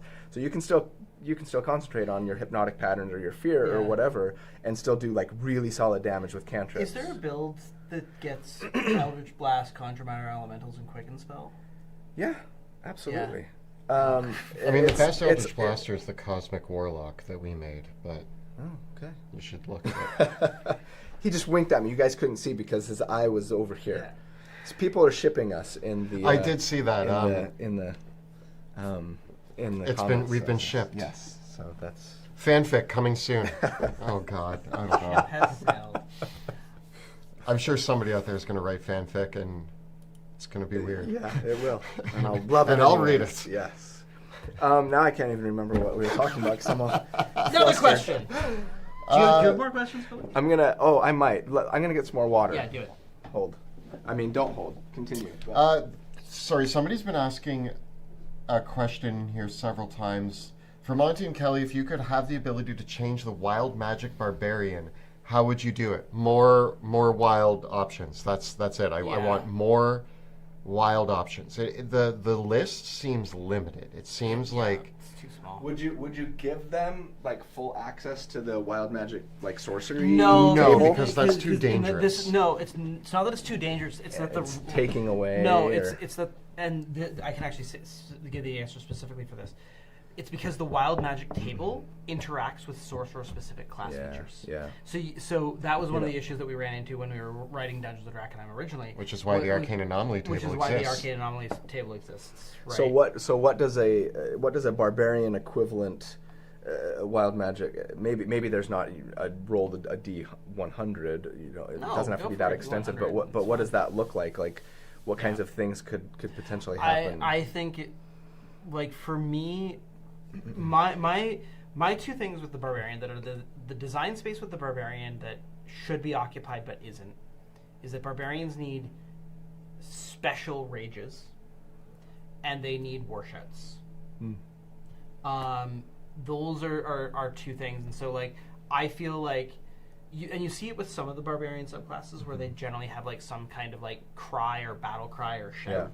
And again, if I was rebuilding barbarians from the ground up, they would have unique rages, like different types of rages that you could go into.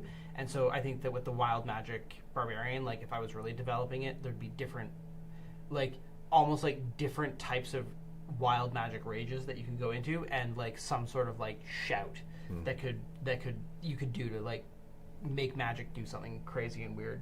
That would be cool. Have we ever considered working with a VTT company to do a mini-series without all the travel issues? We like VTT. We like playing in person more, and that's actually the main thing. Is we have this studio that we are in, and we like flying our friends down because we like hanging out, and we feel that D&D in person has this more authentic feel for us. I will play with Colby online. No problem. Sure. We And have. I'm just going to say straight up, I've talked to a lot of the VTT companies, and they have very little interest in sponsoring actual plays. Yeah. They probably get approached all the time. Yeah, They like us, and like they will support our work, but they don't want to. They know that they don't need to support actual plays with sponsorships in order to get customers, so they generally don't. I feel like you said, but maybe even more strongly. I'll play online, like if there's no other option, but I vastly prefer playing in person. I feel like the chemistry that you have, especially if you were doing more than a one shot. In a one shot, it's maybe a little easier because like you're not necessarily online, you're maybe not role playing quite as much. You're maybe not sort of like developing your backstory and your chemistry and your camaraderie. You know what I mean, with the other players at the table. But in a longer campaign, I find it personally a lot more difficult to role play well. I also like this comment. How else would Monty be able to use his mini collection? Right, because there are some fantastic minis here, you guys. I wish you could see these in person because they are so cool. Yeah, all of our minis back here. They're beautiful. Monty has an array of minis ready to kill us over here. But yeah, we will probably do VTT. I don't have enough minis. I need more. You don't have enough minis? Time to buy 4,000 more minis. I know. Spend the year's budget. I actually need more terrain. Let's start fielding questions. There was one other thing that I wanted to ask you about. Do you have more like super chat things that you? I don't think so. Colby, ask your final question. Okay. So this might be a longer discussion, but I put a poll out and I sent the results to you guys on my channel 3 weeks ago, and there were like 10,000 responses to this question. Let me just pull it up really quickly here. And basically it was like, how many combat encounters do you have a day on average? You know, an average adventuring day at your table, right? And the results, they didn't surprise me too much. They surprised me a little. And it was, okay, how many combat encounters do you typically have on average between long rests at your table? So not necessarily per play session, but between long rests, right? Because I'm trying to think about resource management and what it means for character creation, what it means for game balance. And the responses, almost 10,000 responses. So that's a decent sample size. Yeah. Granted, most of the respondents were probably viewers of my channel, so that might, this might be saying something about viewers of my channel, not necessarily the larger D&D community, but I guess I would argue that that's probably a decent look at the larger D&D community. 10% said 0 to 1. Okay. 53% said 1 to 2 combat encounters per long rest. Okay. 30% said 2 to 3. And 7% said 4 or more encounters. So fewer people, apparently, are having 4+ combat encounters between long rests on average than are having 0 to 1. I'm going to take issue with your poll having one and two in sure. I guess I'm trying to let it be a little loose because I want because I don't think anybody says we have 1 combat encounter per long rest every time, all the time, only 1. This you know is what I mean? actually shocking to me. So, and the reason why it feels kind of important for me too is because, like, supposedly, I mean, Wizards of the Coast says they were prescriptive, at least in the 2014 DMG. I can't remember if they are in 2024. They are. But they're saying you should balance around, isn't it like 6 to 8? So now they might define gone from the 2024. Okay, and I thought so. And to be fair, they might define an encounter differently than we might. I define mean, an combat encounter is not the same as encounter. Exactly. Encounter could involve. It could be an a social exploration thing. It could be a puzzle. social- It could be right. But I think the intent for encounter is an expenditure of resources potentially, whether that's like a utility spell or something to help you on your ability check, or you might take damage, right, from a trap or something like that. I'm gonna say this. I define a combat encounter as the players have rolled initiative. Yeah. And we are playing out anywhere from 1 to 5 rounds or more of combat. Right. Like that is a combat encounter. I would call almost anything else a scene. Sure. Yeah. And here's maybe kind of where I'm going with this, is that you hear a lot of people complain about martial caster divide, right, in D&D 5e. And I think it exists. I think you guys would agree. Yeah. I think 2024 narrows the divide compared to 2014, but it still is there. But also, I think that the more combat encounters you have per day, generally speaking, the better marshals do when compared to casters, because they have fewer resources that they're spending, right? And they can just do what they do generally, and with some exceptions, they can kind of do what they do consistently, more where consistently. All right? spellcasters have a resource that they exactly, use. And so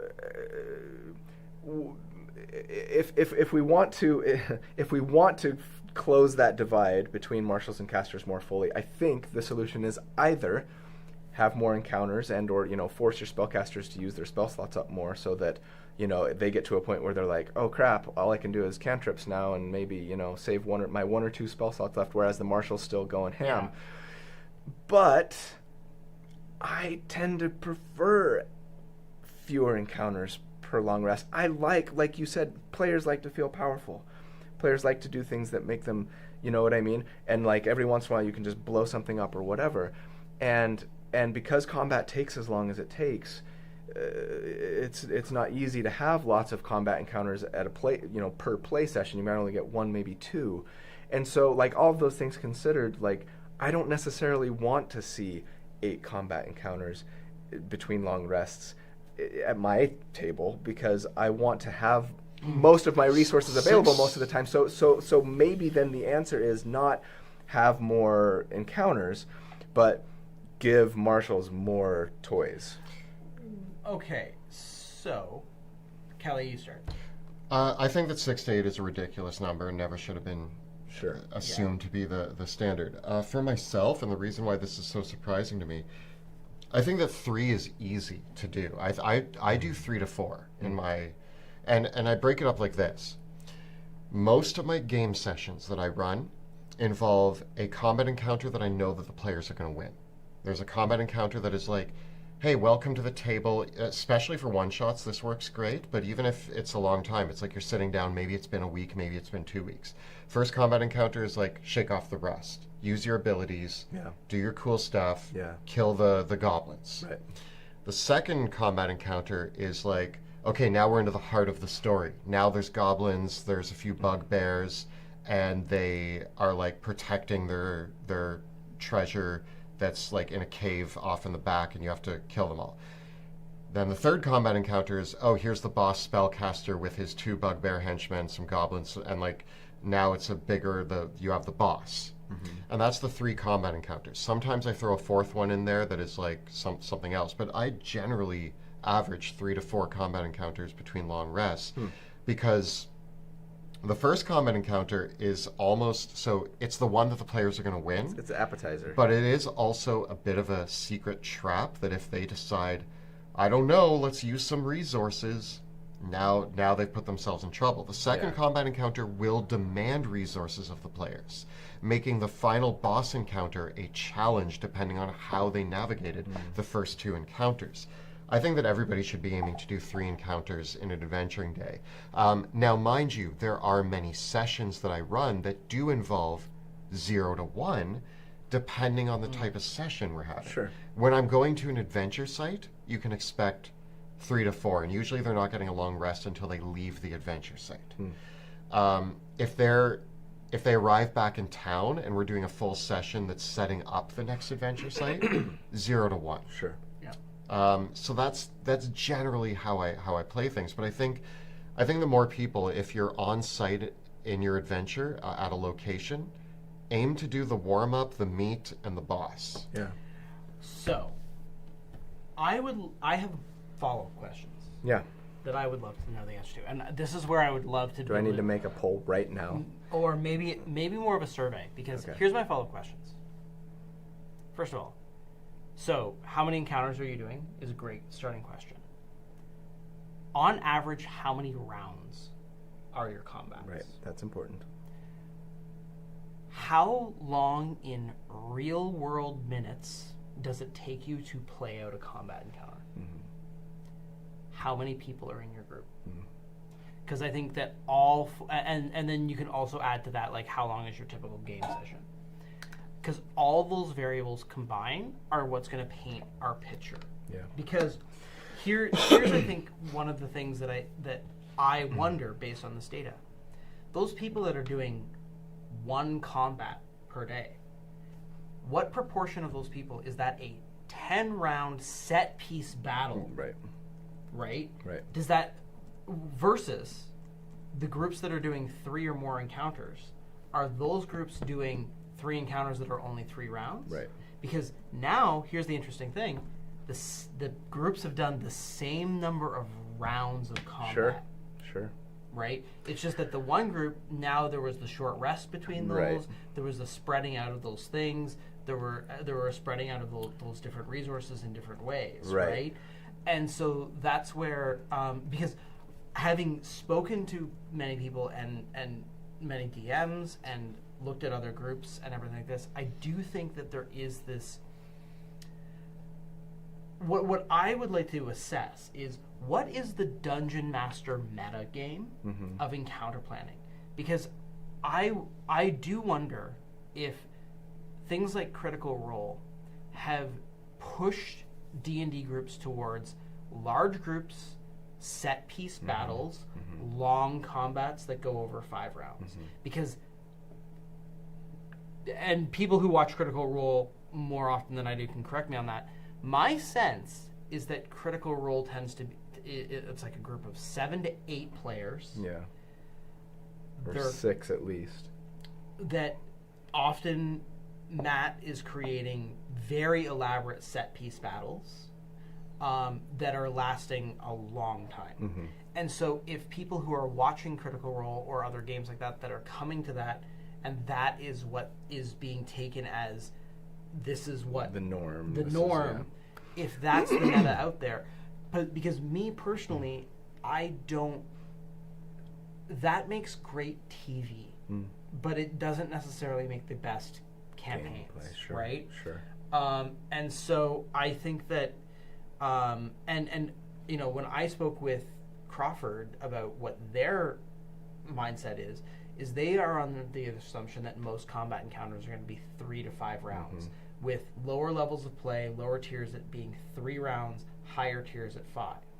So I think that the real question maybe that we should be asking and targeting is, how many rounds of combat does your party experience in an adventuring day? Because the rounds actually is going to determine, because that's actually how many resources you can actually put on the board. That said, some character abilities are stronger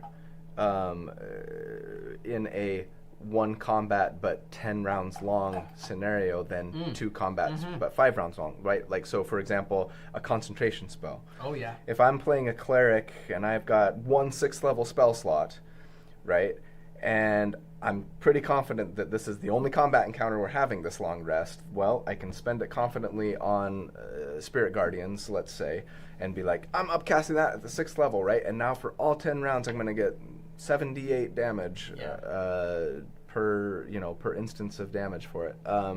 Versus someone who might have to go, well, shoot, I'm not sure if I should. I probably better conserve that, resource and maybe go a 4th level spell slot or whatever.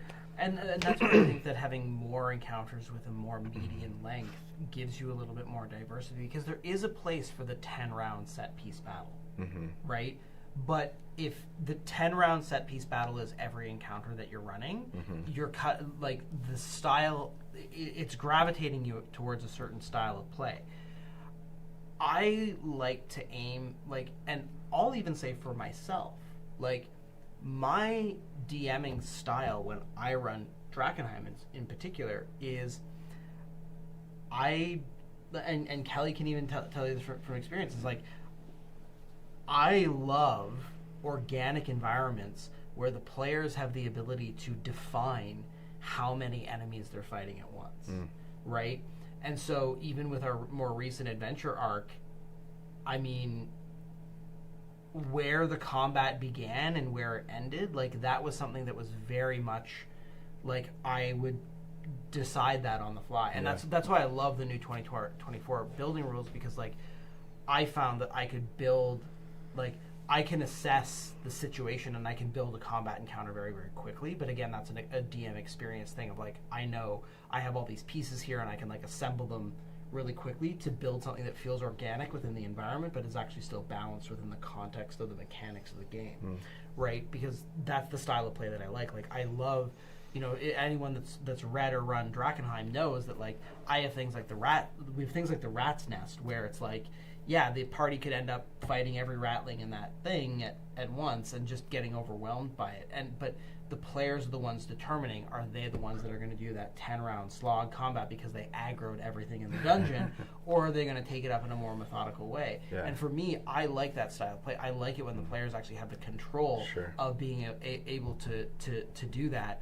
And so that's where, for me, a more flexible approach is what I tend to favor. And that's also harder to think about the optimization problem, because then now it's less about, and then it allows, but that's also where I like it, because it allows the players to decide what their strengths are. Yeah. Right? If the players know, well, actually, it would be better if we aggroed every ratling in the rat's nest, because then we can just carpet bomb them. I have meteor swarms. Yeah, exactly. Right? Whereas for the other group that knows that they have that more flexible approach there, right? Yeah. Do you guys want to start? Should we get a bunch of questions? Yeah. Let's get a bunch of questions and try to speed round a few of them, which means no monologues. That's going to be difficult. That's going to be hard for. I know. We're all a bunch of monologuers. So everybody, put question in front of your question and start throwing them in chat. Colby, in 4 sentences, you have 1 minute. Impossible. I don't even care what it is. But how would you build Thor in Dungeons and Dragons? Go. Thor in Dungeons and Dragons. Oh. I'm going to set a 1-minute timer. I mean, he's a paladin, right? But he's got to have timer, thunder and lightning stuff. So maybe you multi-class him with like a Tempest cleric. There you go. But the biggest problem, I'm already past my 4-sentence limit. The biggest problem with Tempest cleric is their best feature doesn't come till level 6, and then you have to go Now I've got to invest 6 levels into something. Now it's a cleric multiclassed into something else, not something else multiclassed into a cleric. I mean, you get the burst damage ability at level 2, right? Level 2 Tempest cleric. So yeah, there you go. It's a pally cleric using a warhammer. That was less than a minute. I'm proud of you. I'm gonna do that. I'm gonna do that for all of our questions. We're gonna have to. He's got to be able to fly though. Yeah. Maybe you give him a flying race. That's what a level 17 Tempest cleric. Yeah. Oh, good. A lot. Are we planning to update any of our Monsters of Drakenheim conditions? Monty, go. We are trying to get them formatted closer to the way the conditions are formatted in the 2024 Player's Handbook. We did move burning to the end. Like the roll for it is at the end of the turn. There is the question of whether we're going to rename burning or not, because there's burning in the Player's Handbook, and our burning is slightly different and more flexible. But things are probably going to stay pretty pat, right?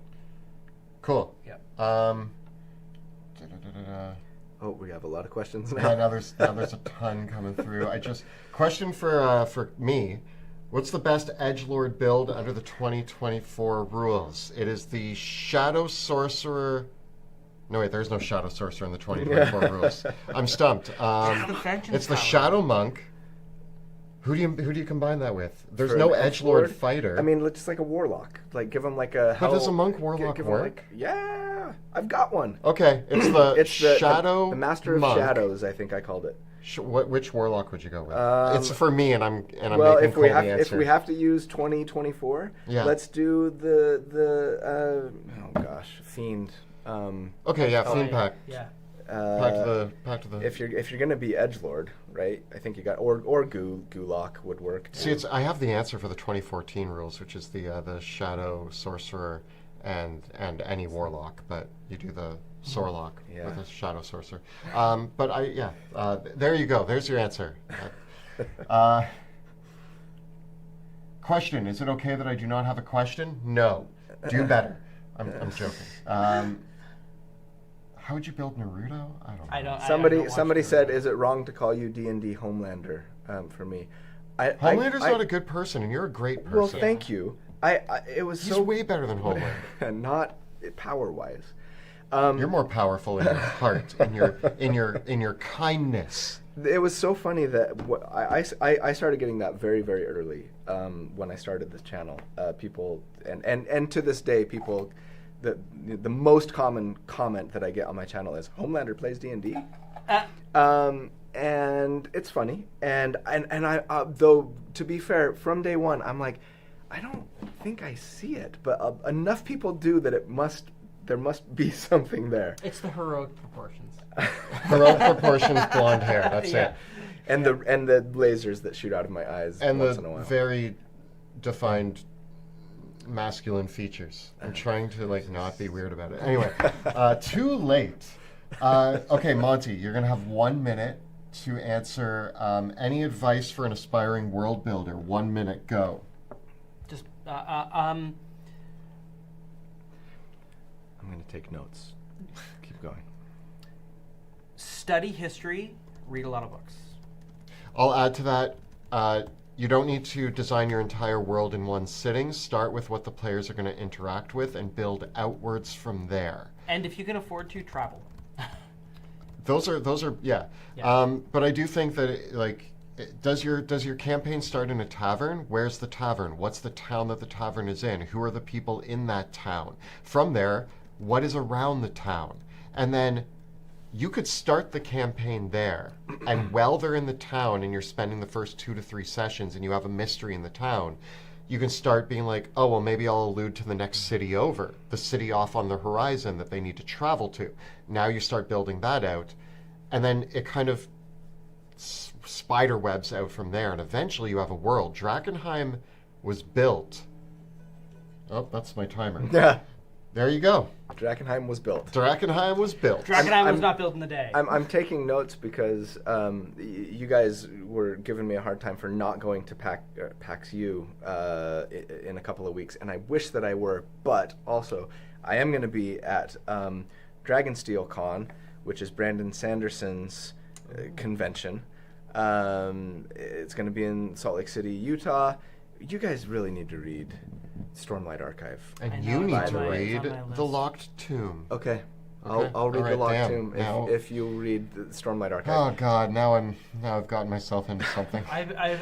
I normally have been devouring fantasy novels, but I've been reading more nonfiction this year. Oh, nice. Yeah.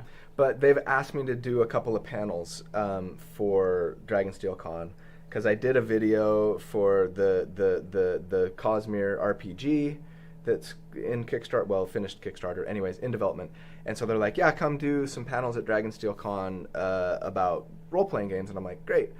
And I'm realizing now that the 2 panels that they have me on are both about like running a campaign and creating your own homebrew world.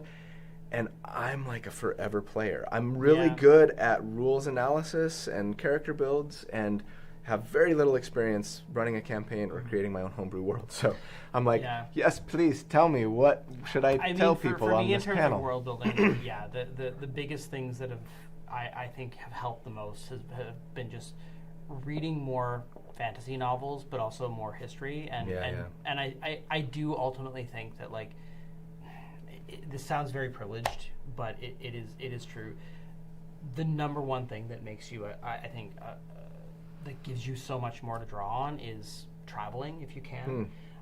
Because it's one thing to read about a place, but like I find that having been able to travel and visit castles and go to like other places, or go to natural environments, whether like go to urban environments, go to natural environments, like see what these places actually look like, because it allows you, both as a DM and as a world builder, to like just draw on your own memory and describe what you saw when you were there, right? And I think that, like, obviously, like, you can get. It's kind of one of those things where I think that, like, for a lot of people that play D&D, a lot of their experience comes from movies, video games, and that's kind of it. Yeah. And like maybe the Lord of the Rings. And well, I think that all of those things are an important part of the diet of influence. Sure. I think that there's a lot more in books, and just especially if you're limiting your diet to just like the pop culture level of things. It's not bad. It's not like there's nothing wrong with that. But I just think that there's so much more to open your mind to. Yeah. Would the Dungeon Dudes ever make a Storm Paladin? Maybe. I like the idea. We'll see if it happens. Which D&D monster scares you the most? I actually think, okay, if we're talking about, if I were to encounter it in real life, it would scare me the most, would have to be Mind Flayers.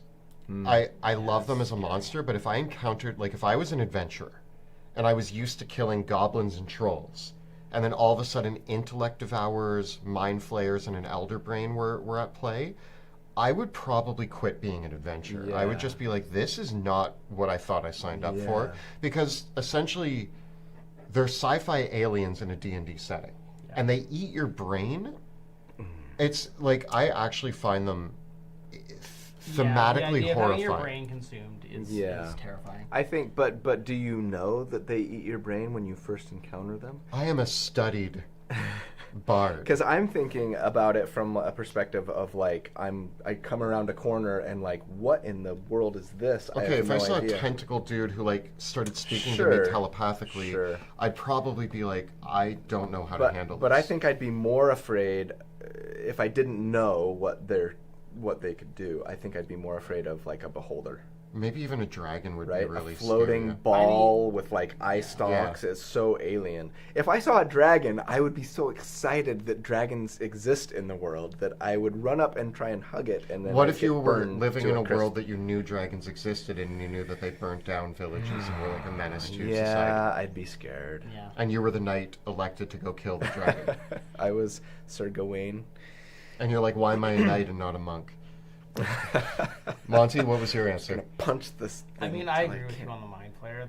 That's super scary. Like, I also think of, like, you know, the other Far Realm type monsters. Like for me, as someone who loves my cosmic horror and eldritch horror, I definitely think that things that are like prompt us to ask questions on a more like psychological level about like what Color Out of Space style, where it's like your mind can't handle. Right, and definitely, I think like that kind of thing scares me more, because it's one thing to be threatened physically, but it's another thing to have your fundamental understanding of how the universe works undermined and then die insane. We might have missed a super chat from a Chris G. Let's see if we can find he it. says his question was, did you see my super chat? I think we can. So I don't know if it's possible to scroll up and find is. it. Chris G. Should be. Sorry if we missed it. Oh, there it is.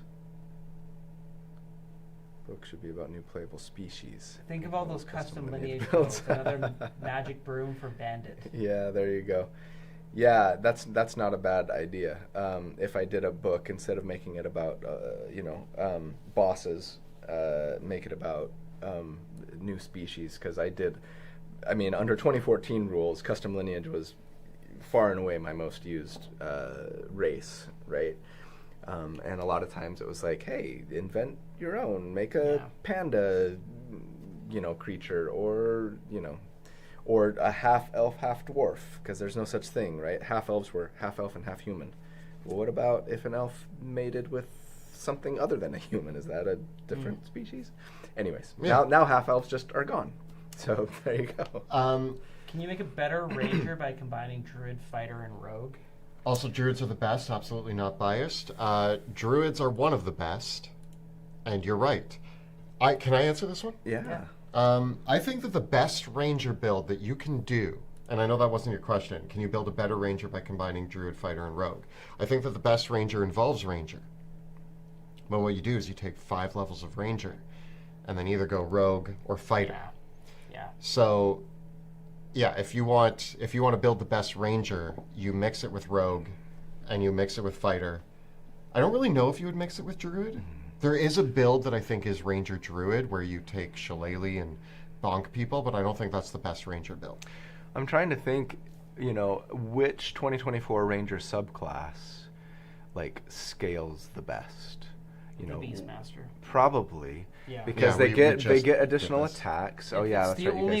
It's the only one that rewards you for going for further staying and staying in the class. Whereas all the other ones, you kind of get everything you want with 5 or 6 levels of ranger. Yeah, there are of course higher level ranger spells, but you might get there quicker by multiclassing into druid if that's what you were really interested in, right? Yeah. Granted, you'd have a lull there for your spells to catch up, but yeah.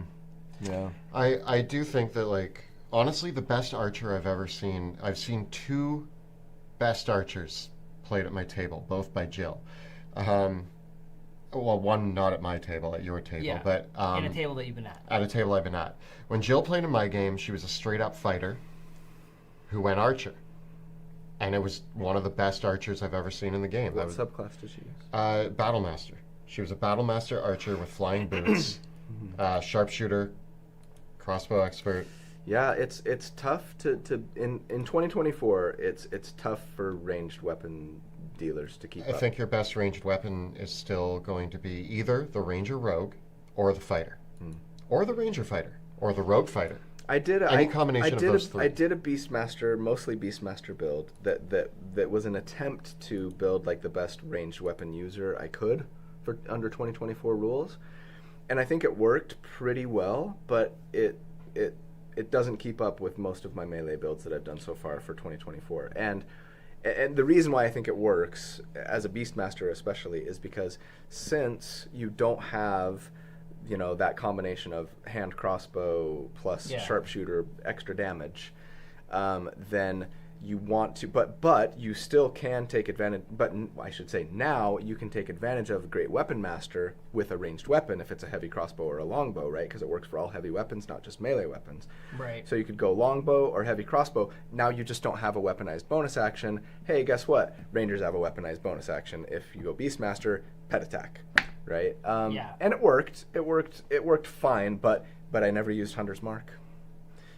Because there was always better things to do with my bonus action and with my concentration. I think the other thing that we might explore in a future source book, if we write one, is alternative class features, and that's definitely the one that I'm going to sneak in there. Is if Wizards hasn't done an alternative class feature that does concentration-free Hunter's Mark, I think we're doing it. We'll make one. Do bonus action free too. I would do it the same as the magic item that we talked about. Okay, before. yeah, there you go. Yeah, and that would just be that, Yeah. right? I mean, my other thought, and I think we might have talked about this with you, was the idea of doing.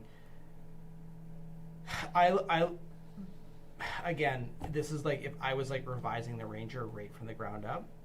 If I was rebuilding the Ranger from the start, the subclasses would all be based on your animal companion. The Ranger would be the pet class, and there would be, like, instead Every of being Ranger gets one a pet. Beastmaster, Right. there would be, like, the Sky Lord, the Pack Lord, the Wolf Lord, the Bear Lord, and then there would be a Lone Wolf subclass that There you was go. the subclass that doesn't have an animal companion. But the default is The default would be animal that companion. animal companion for all Rangers, and then the way that I would do Hunter's Mark would be multiple spells, and there would be, and all of them would be mark of like insert predatory animal here. So it would be like mark of the eagle, mark of the panther, mark of the lion, and they would be a Hunter's Mark that could be different levels, but then it would have some additional effect in addition to damage, and then there would obviously be higher level Hunter's Mark spells, right? And I would have them all be like work on that premise of like they're all I don't know if I'd make them reactions. I don't know. It's weird. How do you make a spell that doesn't require an action to cast, right? But it would be that sort of thing of like you hit with an enemy and then you trigger it, right? We just got called out for breaking away from our speed round. Yeah. We're bad at speed rounds. Okay, but before we, because I have a quick follow-up question. Do you, why, when, where? Those are 3 questions. So when did like animal companion become synonymous with Ranger? Is that a World of Warcraft thing? Yes, World of Warcraft. Or did it come before? We World got of Warcraft? Hunter's Mark Did for they World of steal? Warcraft I know, too. but what about the pets? Did WoW steal Rangers have pets from somewhere else? Like I feel like it was a video game RPG. 3rd edition thing. Rangers all had pets. They did. Yes. And that came out before WoW, didn't it? Yep. Right? 3rd Because edition WoW was Rangers had pets. 2005. Well, actually, this is the thing. In 3rd edition, both Rangers and Druids had animal companions. And this was part of why like the Druid was the craziest class in 3rd edition D&D, because Druids were full casters who got animal companions. So you basically were like, hey, guess what? You get to be a full caster and have a fighter that follows you around. Nice. Yeah. Question for Michael Johnson. If y'all could direct the next D&D movie, what would the plot be and who would you cast? Here's the thing. I want the exact same cast as the D&D movie that's out now, but what I want to do, I want it to be a sequel, but I want the focus to shift. So instead of I'm going to forget everybody's name, so I'm just going to say instead of the bard and the barbarian being the leads, they take a step back and we let the sorcerer and the druid and the paladin become the leads. I think that we saw a glimpse of the Underdark. I want them to go into the Underdark. We saw they used, again, love mind flayers. You're going to get that. I think that an Underdark campaign where we keep their comedy, we keep all of that, but we do a little bit more of like a horror approach. And they had that one scene with the intellect devourers, but it was used as a gag only. Yeah. I think that, let them go on a new adventure. It's the same crew. It's like Simon, I think, was the sorcerer. He finds out something and he needs to go on this quest. And he's like, hey, old friends, I need your help. Get back together. Let's get the band back together. But you got to introduce a monk. Okay, you always sure. got to add a new character. Yeah, well, in the sequel, we right? add a few new characters, and maybe one of the old characters dies. Probably, Sure. probably one of our main characters, unfortunately. But we push the narrative into a new setting, but one that we glimpsed in the original movie. I like it. Because I think that movie was It actually was good. really fun. Yeah, I enjoyed it. I mean, I don't know if I would say it was a good film. I liked it. I just had to look up who I want to cast. Oh, you're recasting? How dare you? No, I'm thinking of who I want to cast. While you're looking that up, we're recommitting to the speed round, so find another 30-second I'm a question. first-time DMing with first-time players using 2024 rules. Session 0 next week. Monster Manual 2024 not out. Help. No full spellcaster chosen with 6 players. I don't know how to help you on the Monster Manual front. Use monsters, I guess, use the monsters that you have at your disposal. Don't worry too much about it. Switch to the new monsters when you have the book. Doesn't mean you can't start your campaign. I would say kill one of your players early with a powerful spellcaster. So that everybody goes, oh, spellcasters are really good.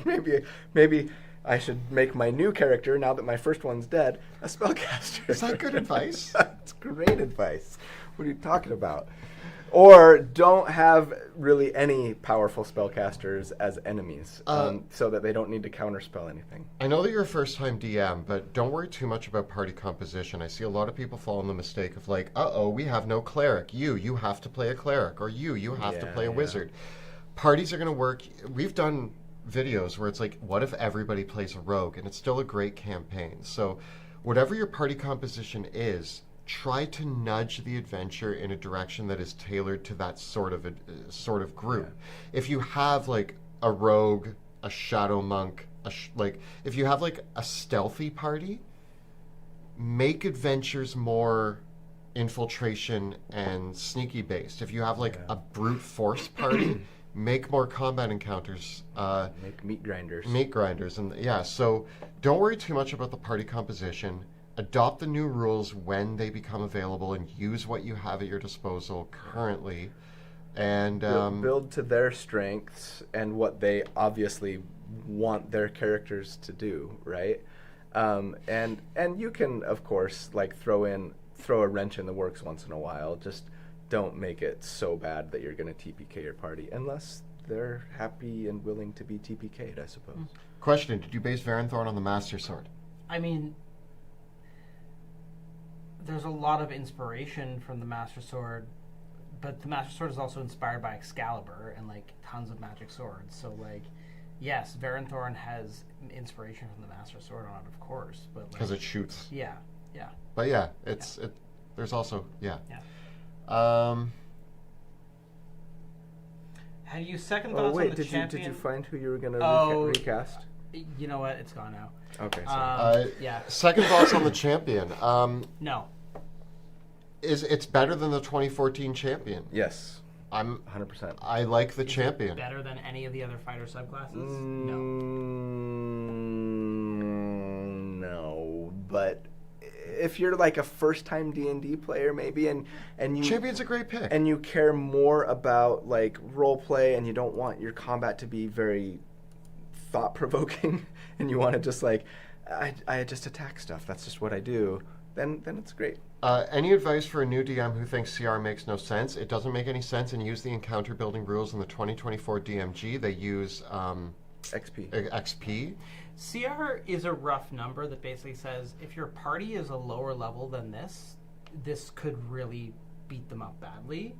But in general, like the 2024 rules have abandoned the idea that like one monster of challenge rating equal to the party is that like, yeah.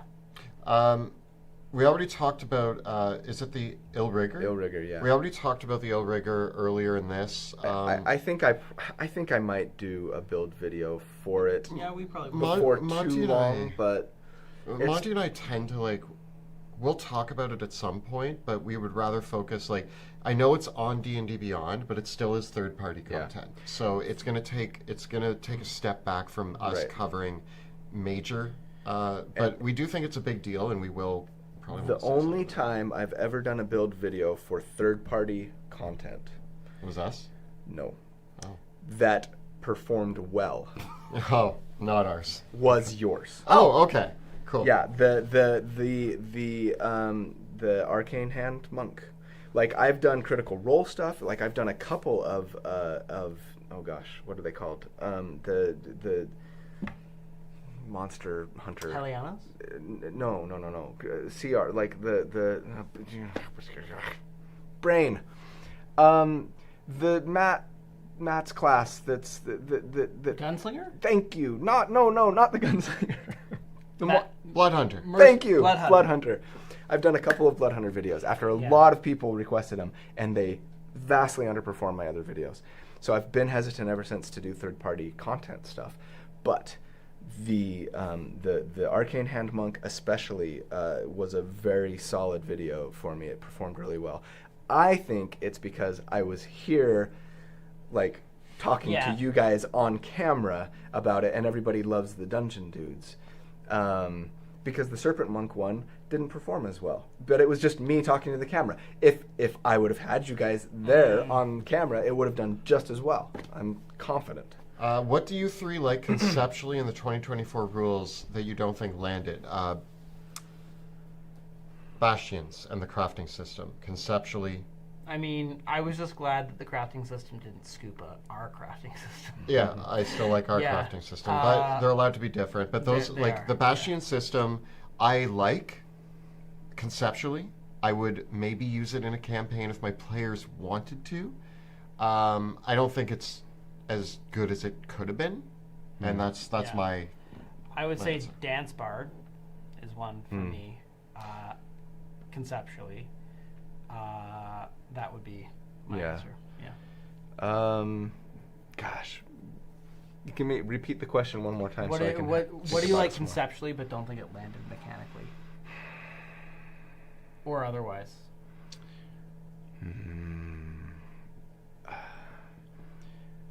I wish... I'm going to hedge this. I like weapon masteries both conceptually and mechanically. I wish that they would... that I could do a little more with them. Yeah. I wish that there was a customization option, like each weapon had two masteries to choose from. Yeah. Or like that, because there are some that seem sort of very clearly better than others, and then it feels like, well, I want to use that weapon, but the mastery for it sucks, or I don't need it because I can do that thing in another way, and so that's a little unfortunate. So maybe I'll just throw that out since you guys have already said some of the other things that I would probably say. All right, Colby, you have 10 seconds to answer this question. Is Link a paladin or a fighter? Link?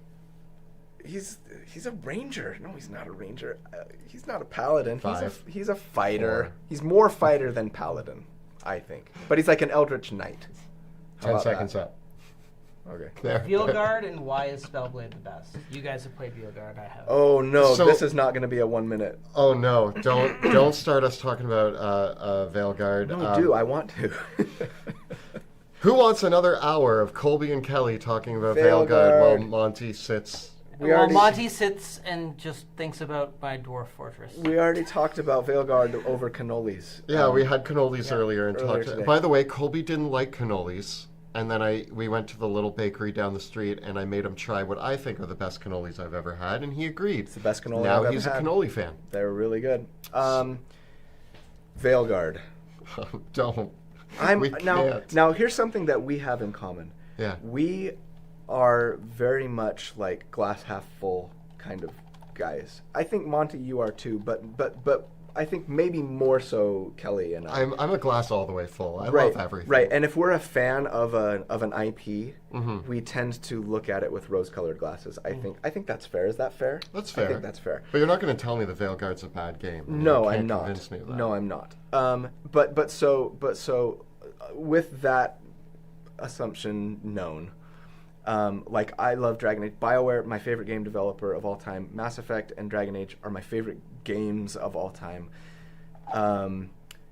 So far, and I'm only level 20 in Veilguard, it's my least favorite of the Dragon Age games. It is my second favorite. Okay. next to the first one. Yeah, Really, Origins is a masterpiece. Origins is a masterpiece, and I and think this beats both. Whatever Dragon Age 2. I'm a heathen. Inquisition is my favorite. Inquisition is my least favorite.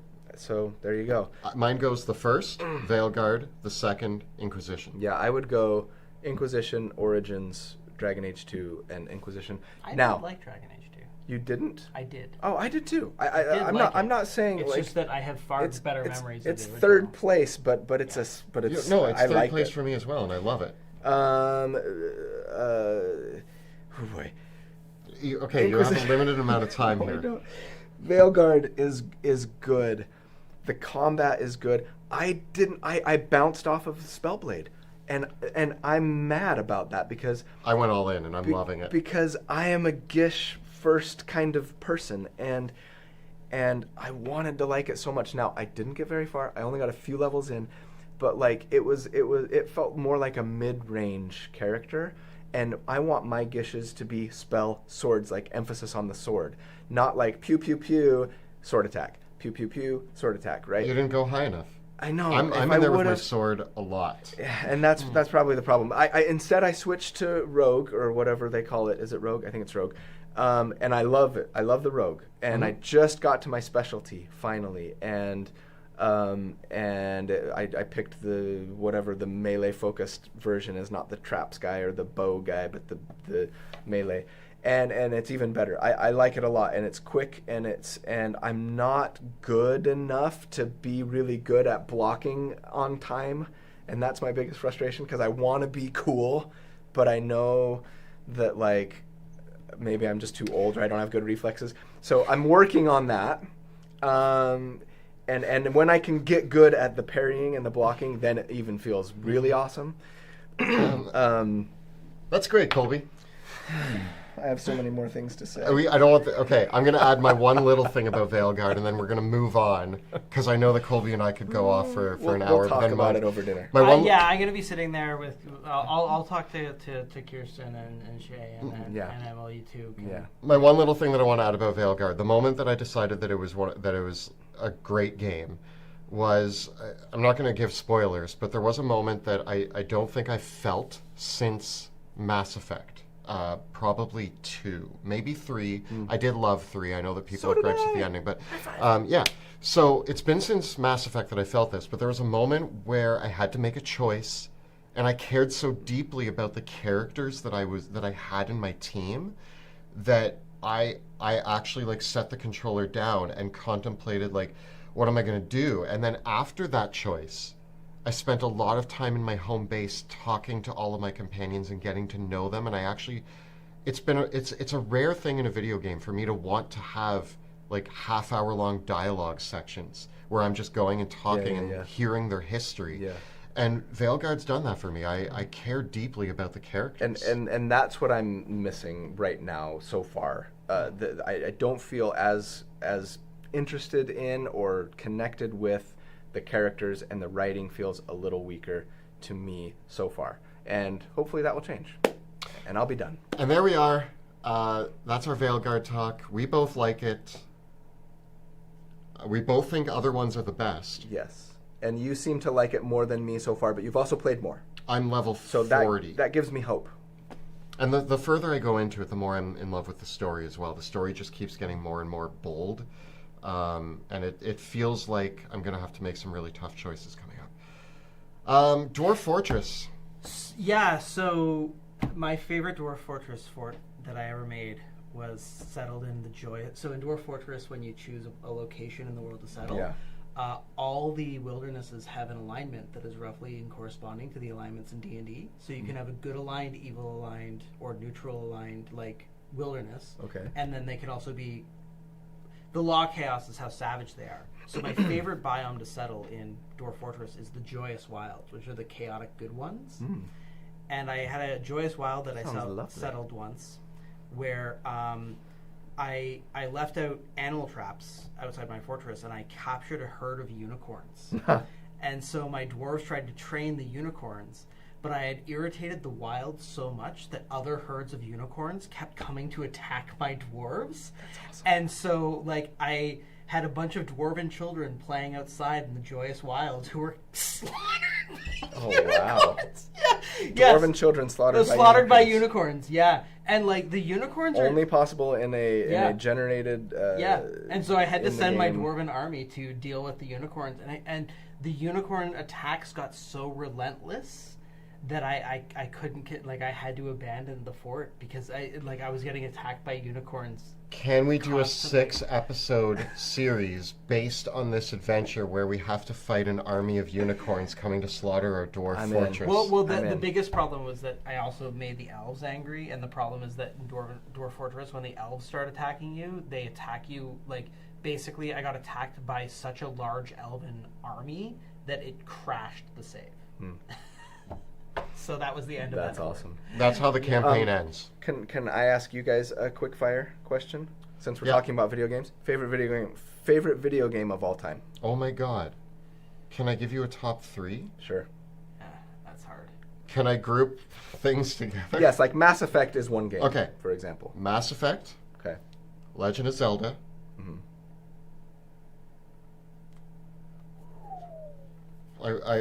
My instinct was to say The Last of Us, but there are so many.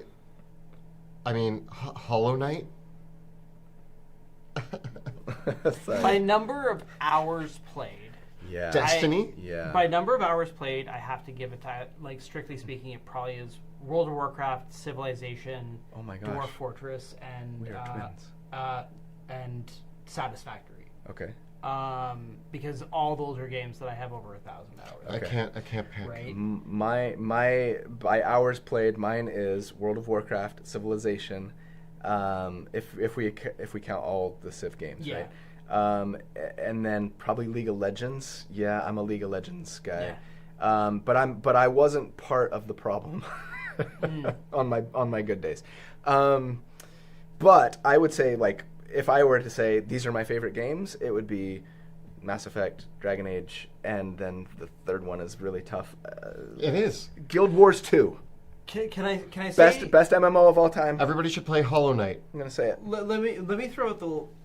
I will say I definitely think of video games in terms of what was their influence on me creatively. Final Fantasy VII, profoundly influential on the way that I think about games and storytelling. A Link to the Past. Link to the Past, absolutely profoundly influential on me. The original Legend of Zelda, NES. Yeah. I was a kid, and it blew my mind. It was Link to the Past that really captured it. A Link to the Past was the first video game that I played that before that I was playing Mario, and you know how Mario feels very specifically this is a video game, and you don't really care about the narrative, save the princess from Bowser. Zelda was the first game that I played that I felt so captivated by the story and the characters that I just sank into it and became obsessed, which was driven home even further years later when Mass Effect would come out, and I was I've never cared this. I cried. I distinctly remember choosing in the first Mass Effect who was going to die at the end. Spoiler.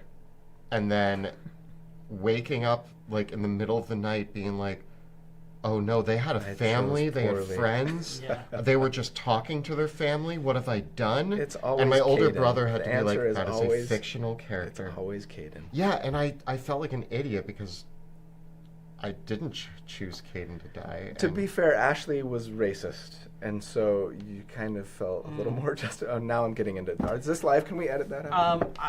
Okay. To add more, I will also just say games that have been profound, other influential Fallout. Oh, Fallout, Portal, Witcher. Yeah, for sure. Of course. Resident Evil for me is a huge franchise that really changed. I mean, it was my first horror franchise that made me be horror games. Yes. The other ones that really, I remember another game that one of the first PC games that I ever played a lot of was SimCity 2000. Some of the early SimCity games, I remember playing tons of Transport Tycoon. That's why the Civ stuff just all follows through for me. Yeah. Other ones though that I think are there's a handful of games like Portal. I think I mentioned Half-Life 2, which is now I think it's had its 20-year anniversary sort of thing, which was crazy to think about. yeah, there's so much. Like, I mean, this is why, like, for me, always questions of like, what is your favorite, I think are tough, because it's like, I'm someone that, you know, thinks about the canon of work, and so, like, what does it mean to pick something as your favorite? Like, does that mean that this is, I think, the most important thing that you should, like, is it the one that I had the most fun playing? Yeah. The one that I've sunk the most hours into? Right. The one that I think that everybody should play? Like, technically, the game I've sunk the most hours into is Destiny, and it didn't make my top list. But, like, what does it mean to pick a game as your favorite game? And like, I have a hard time because there's so many different genres of games, and so, like, sometimes I'm in a different mood. I switch from playing Dragon Age to playing Dorf Romantic or Stardew Valley because I am not in the mood for something intensive, and I want to relax and plant crops. Yeah. So like, Stardew Valley is one of my favorite games, but it's a completely different mood than if I want to play The Last of Us. Because, like, if you're asking me, like, if I could only, if I am only allowed to play one game for the rest of my life. You're stranded on a desert island. And I can only play one game. Then I'm almost certainly going to pick something like Minecraft, Dwarf Fortress, or Satisfactory, or that has infinite replayability. Yeah, this just has an insane amount of replayability and variation to it, right? That, like, how could you ever get bored of that? And whereas, like, if I want to pick a game to pick as, like, the merits of it, right? It's a much harder question to do, and that's where I think, like, I view them all in terms of the influence that they've had on me. Yeah, I that was not a quick fire. A lot of people are choosing so many great games. Like, I saw Diablo, and I just remember my time with Diablo 2. Diablo 2. Hades was incredible. Red Dead Redemption is, like, if you haven't heard Jack Black's video game song. Don't play video game. Yeah. Yeah. Go listen to Jack Black's video game song. It's amazing. Have you heard it? No. Oh man, I'm going to show it to you. I'm a fan of Tenacious D. They did a video game song, and it's amazing. It's and anyway, so funny. He goes off on not being too old for video games, but don't worry, he's not too old for video games. Okay. Should we get back to more other questions? Yeah, we also all really like video games. They are highly influential on us. Books, video games, movies. I saw somebody say BG3 honor mode D6 playthrough when? Oh, that'd be fun. That actually would be fun. We'd have to commit to that, though. That would be a commitment. We'd have to say, like, okay, every Wednesday night. Let's do a fundraiser so that people can pay us to sit in the studio in our pajamas for, like, a week straight. Yeah, see, the biggest problem is these guys are on East Coast time, and I'm on Mountain time, which means I'm 2 hours behind, and I usually can't play until everyone else in my household is sleeping, which means at about 11 p.m. for me, which would be 1 a.m. for you guys. So if you want to stay up till 1 a.m. and then play for a couple hours, so that's tough. What's your favorite magic sword in D&D? Ooh, Moonblade. Moonblade? Yeah, Moonblade is good. That's. I think, like, I know it's not the most powerful sword, but just Flame Tongue's always been a favorite. Great go-to. I like Black Razor. I really like. Yeah, you would. Wait, I would. I think I like Moonblade because I'm such an elfy fanboy. It just makes me think of, like, the night elves in World of Warcraft, maybe, and, like, that. There's just something cool there about. Also, my favorite character to play in League of Legends was Diana. And I played Jungle Diana, and she was awesome, and she was kind of like powered by the moon kind of character. So we have $30 towards the Payama party. Payama party. All right, it's a start. Yeah. I would. Okay, it would actually be hilarious if we got all of us on camera in, like, onesies and just played, like, BG3 for, like, hours. Well, I don't know. It would be fun. That would be great. You don't have a onesie? I don't have a onesie. I own 5, so you can borrow one. I need to borrow one. Okay, I will lend you my onesies. I don't think I'm gonna fit into one of your onesies. I have some that are. They'll be like a tight bodysuit. My sloth is a XL. It's okay. So I have a sloth, I have a skeleton, I have a bear, I have another bear, I have a squirrel. Anyway. Oh, and I have a Cthulhu. I'll probably wear the Cthulhu. Okay, I'll be squirrel. Cool. Now I don't know if you'll fit in the squirrel. Okay. But you can try. Your arms will be, like, it will be great. If you want to see the three of us in onesies playing BG3 contribute, I don't know. There you go. We'll figure it out. Question: what is your favorite deity?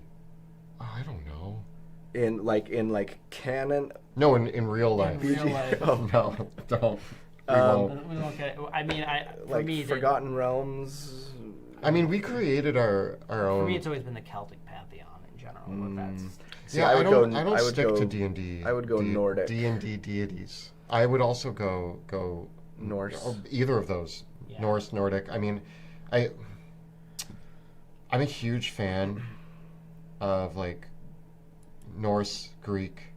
Like I honestly I love the God of War games. Yeah. I know that's like kind of, again, we're talking about video games and not deities, but I actually learned deeper lore about like mythology through the God of War game. Like I knew the broad strokes, but then playing God of War, I was like, oh wow, there's a lot in here. And then as I read up on it, I was like, oh, there was a lot in there. Like God of War really was like a lesson in mythology. In general, I the biggest like influence on me, Keith Baker's Eberron has, I think, the best of like the canonical, like the official D&D settings. I think that the way Eberron handles religion and the way that it presents the deities, I find the most nuanced and interesting.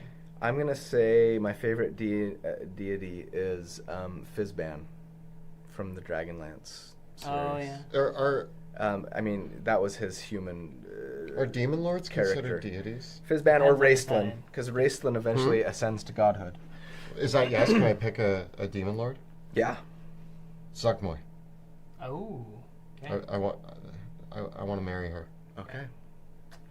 I like mushrooms. I like fungus. I think fungus is very fascinating.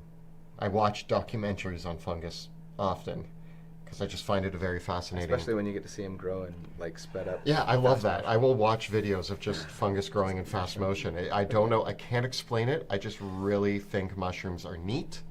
Yeah. It's like the Marge Simpson meme of, I just think they're neat. Hunter Cohen says, as a new DM, my voice acting is just my voice. Do you think that will break immersion? And I'm just going to give a little bit of advice and say, spectacle. I mean, that's why we made that. Yeah. Does not create immersion. Right? And voice acting, doing voices, is part of the category of things that create spectacle. Spectacle creates an illusion that can catalyze immersion, but it is not what creates immersion on its own. It's like, you know, when you see the dungeon masters who come in with like the entire atmosphere where it's like you've got the curtain and the dungeon walls and the candles are lit and there's the music and everything like that. All of these things are spectacle, which serve to, much in the same way that like when you watch a movie that has a musical track, the music is cheating to create an emotional response. So all these elements of spectacle are kind of shortcuts. But the thing is that Dungeons and Dragons and role-playing games fundamentally are a game that exists in the imagination. And so anything that shortcuts, those are just shortcuts that get you there faster. They're not going to break immersion if you don't do voices and you don't have decorations and you don't have anything. The most immersed I have ever made my players has always been with my own voice and my own description. Because your words as like the omniscient narrator? Yeah. Okay. Yeah. like because I think one of the things and this is where like I think another like thing that I think that world builders and DMs are really well served is audiobooks are one of the best forms of media for a dungeon master to consume, because audiobooks will get you into the like when we analyze a role-playing game as a medium, a role-playing game is fundamentally a spoken word, oral, or and I mean, and I'm using oral not in the ORAL, but the AU. Oral. It's an oral medium. And so when you listen to audiobooks or radio drama, you see that like listening to an audiobook is a very intimate experience. It's a very immersive experience because you have the headphones on. it's all in your head. It's all like between your ears. Like the sound is going between your brain. Like it is the most direct conduit to your brain, even more so than your eyes. Mm-hmm. And so, an audiobook, like for me, one of the most like immersive experiences I ever had was like listening to the H.P. Lovecraft omnibus. Yep. And the narrator of one of those just has this very like lilting narration that I often adopt now when I do Drakkenheim, right? There's a certain cadence to the way that they speak, and it is just you just soak in the words. Mm-hmm. Yeah. I think doing voices can be fun and can add sort of some flavor, some flair, but like if you're trying to do something that's too like outside of your comfort zone, then it can break immersion, right? Because then you're like in your head about it, and you're trying. You know what I mean?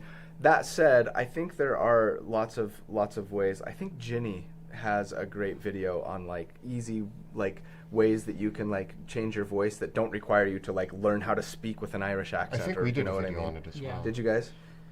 So there's resources out there. You can do a lot with easy tweaks, cadence and demeanor that you don't need to change your voice for. Like, if I want to play a certain character, I might talk slower and softer, which is still my voice, or I might talk higher and faster. And like those are three different characters. It doesn't take a lot. It doesn't take a lot. I would also just add this.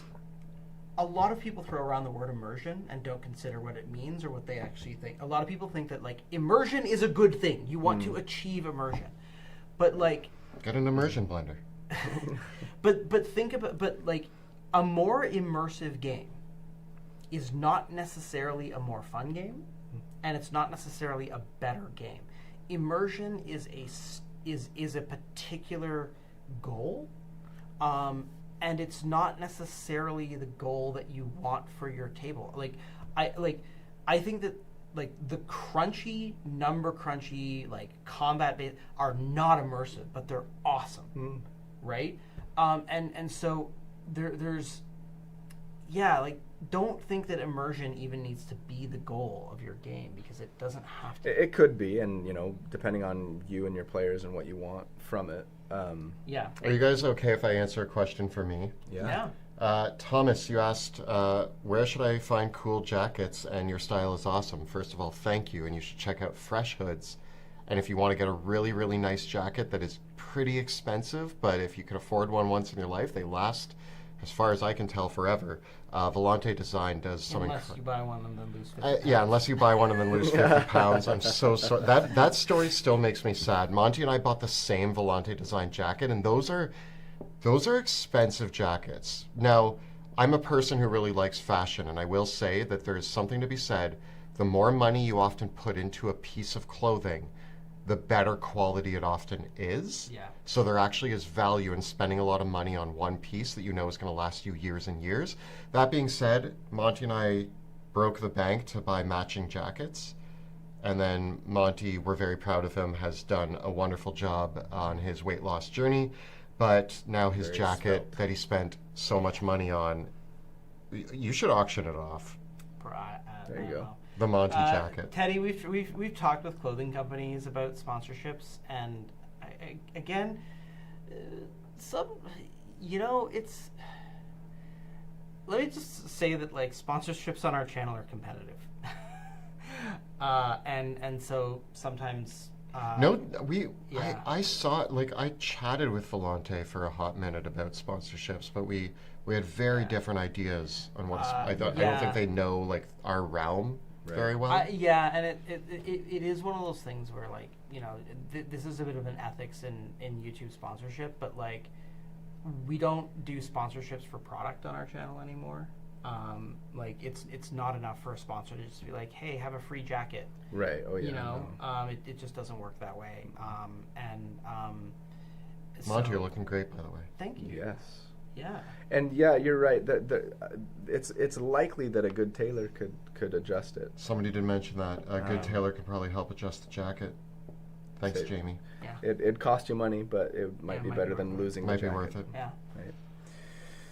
Right. Any other quick fires? How long have we been going? We're coming up on 3 hours. We're coming up on 3 hours. I think that we're probably nearing the end. We're all going to go out for dinner at some point. I mean, what are we going to do between... I mean, it is true. Our dinner reservation is not for a little bit. I want another cannoli. Another cannoli? Yeah. Monty, how do you role play someone cold and abrasive? Let's be honest, we're just going to keep doing this. I just be myself. Just without okay, I'm glad you made the joke because I was going to make that joke. What did it say? How do you role Monty, play? how do you play somebody cold and abrasive? And I started laughing because I was just going to be like, he just does You're it not so well. cold and abrasive. He knows how to be. I know. Okay. I think of some cold and abrasive people that I know. I guess I should say you're not cold and abrasive. Quick fire question: what's for dinner? We have booked a reservation at an Italian restaurant just down the block from our studio. We're in. Can I say? Yeah, where we are? Yeah, just don't say our address. We're in Little Italy. Yeah. Our studio's Little Italy in Toronto. Yes. Little Italy, Toronto. So we're gonna try what's regarded as one of the better Italian restaurants in the neighborhood. We've been there once. We brought Ginny there. I'm sorry we brought her there first, but she was the guinea pig. We already took you to I'm Storm getting Crow. Ginny's sloppy sack. Ooh. No. That's okay. No. We only have a very small list of places we bring people, and it's the best Was I the restaurant in first to Storm Crow? Was that her first time when she was here? When she came out to play? Because I came. You were the first person we brought to a play, and I would to take the Distillery first District. to Storm Crow over the Italian place. Yeah, Storm Crow is our other go-to. I mean, sometime. I mean, we've also we took you to Grand Electric and the Distillery. Yes. No, the taco place. The taco Alcatrin. Alcatrin. That was good. Which is amazing. It's the best Mexican food in Toronto. Alcatrin. It's one of the best. It's okay. One of the best. It's my favorite. The atmosphere is also great. The tacos are big though, and last time I went, I thought I would get 4 because I was picturing smaller tacos, and I could not finish 4. Yeah. Should have gotten 3. The best meal that we had when we were here last time, though, was that place out by you guys that you recommended. Which is, I always forget the name because I mix it up with so good. Azari. No. It was Azul. Azala. Azaria. Is Azaria the store? Azaria sounds familiar. I think so. Anyways, it was amazing. Yeah. Tapas. Yeah, I like tapas. There's, I mean. Drinking at sessions. Do y'all have any thoughts? We don't. When we're recording our shows, we don't. Not at recording. But at home games, sure. Oh, I had a game once. There's a nightmare story that I don't want to name any names. One of the players at my table, at the table that I play at, would drink, and one time they drank so much that they passed out. Oh. And it was not happy. Responsible drinking, I think, is important. Yeah. Like when my friends come around for a D&D night, each of us, like, I might have 1 to 2 glasses of wine while I'm DMing. Most people have 1 to 2 beers. When we used to play at your place, though, it kind of maybe got a little sloppy a few times. But you also had like this is shenanigan levels increase. Yes, we came up with Dungeon Dudes while we were like drunk at a Yeah. let's film this stuff. That's how I sound when I drink. Which is why snacks, alcohol, food, other substances that you may imbibe that may or may not be legal depending on where you live. Those are all great things to address during session 0, and like they help define the culture of your table. Like I generally do find that like you know, what's the skit? It's the same guys that do Are We the Baddies and Angel Summoner and BMX Bandit. They're like, the best decisions are made when you're just like 2 drinks in, like very slightly drunk. And I do think that like, just, you know, 2 drinks in is a little bit of a buzz is always a lot of fun, but more than that, I think is when definitely as a DM, I'm not DMing at that point anymore. Looking at the 2024 rules and class design, are there any of your subclasses from Sebastian Krause that need rephrasing? Yes, I think the monks need a little bit of a rephrase, rework. Because the base class is so much better now. The base class is so much better. And you guys built those subclasses to sort of compensate for how weak I would the still base let class them was. be the best. I'm still okay with it, but I'm not going to argue with you. I know for a fact that the Serpent Monk needs a rewording in order to make it work with its heavy weapons. But the point of the Serpent Monk is let them use the polearms. Yeah. That's the polearms work for monks is the crux of it. You just need to change the wording. I think some of the other ones maybe, but I think the monks are the big ones. Can I ask a quick fire question that's related to D&T that we've been off for a minute now? I hope this can be a quick fire question. If you had a magic wand, yes, and next question, you could just change one like mechanical thing about D&D 5e 2024, what would it be? I'll go first while you're thinking. Okay. And I don't know if this is my actual answer, but I'm just going off the cuff here. I think what I want more of than anything in D&D, and again, just thinking about this from a player who builds optimized characters perspective, it would be to either allow for some sort of like, when you roll initiative, you can do one thing rule,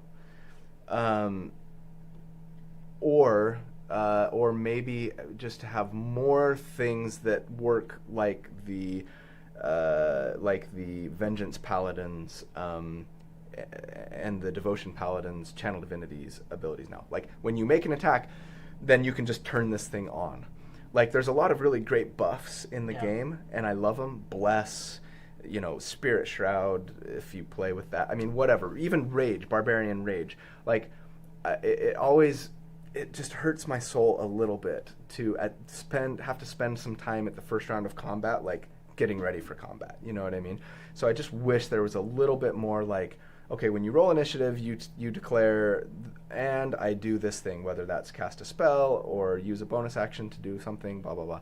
It might be overpowered, and it would require some tweaking. Yeah. Because it's like, well, okay, can you use a full action, or is it just bonus actions, or is it limited to reactions? I don't know, but I just wish that there were more ways to more easily sort of get up to speed as a player character who wants to sort of buff themselves or buff their party when combat started.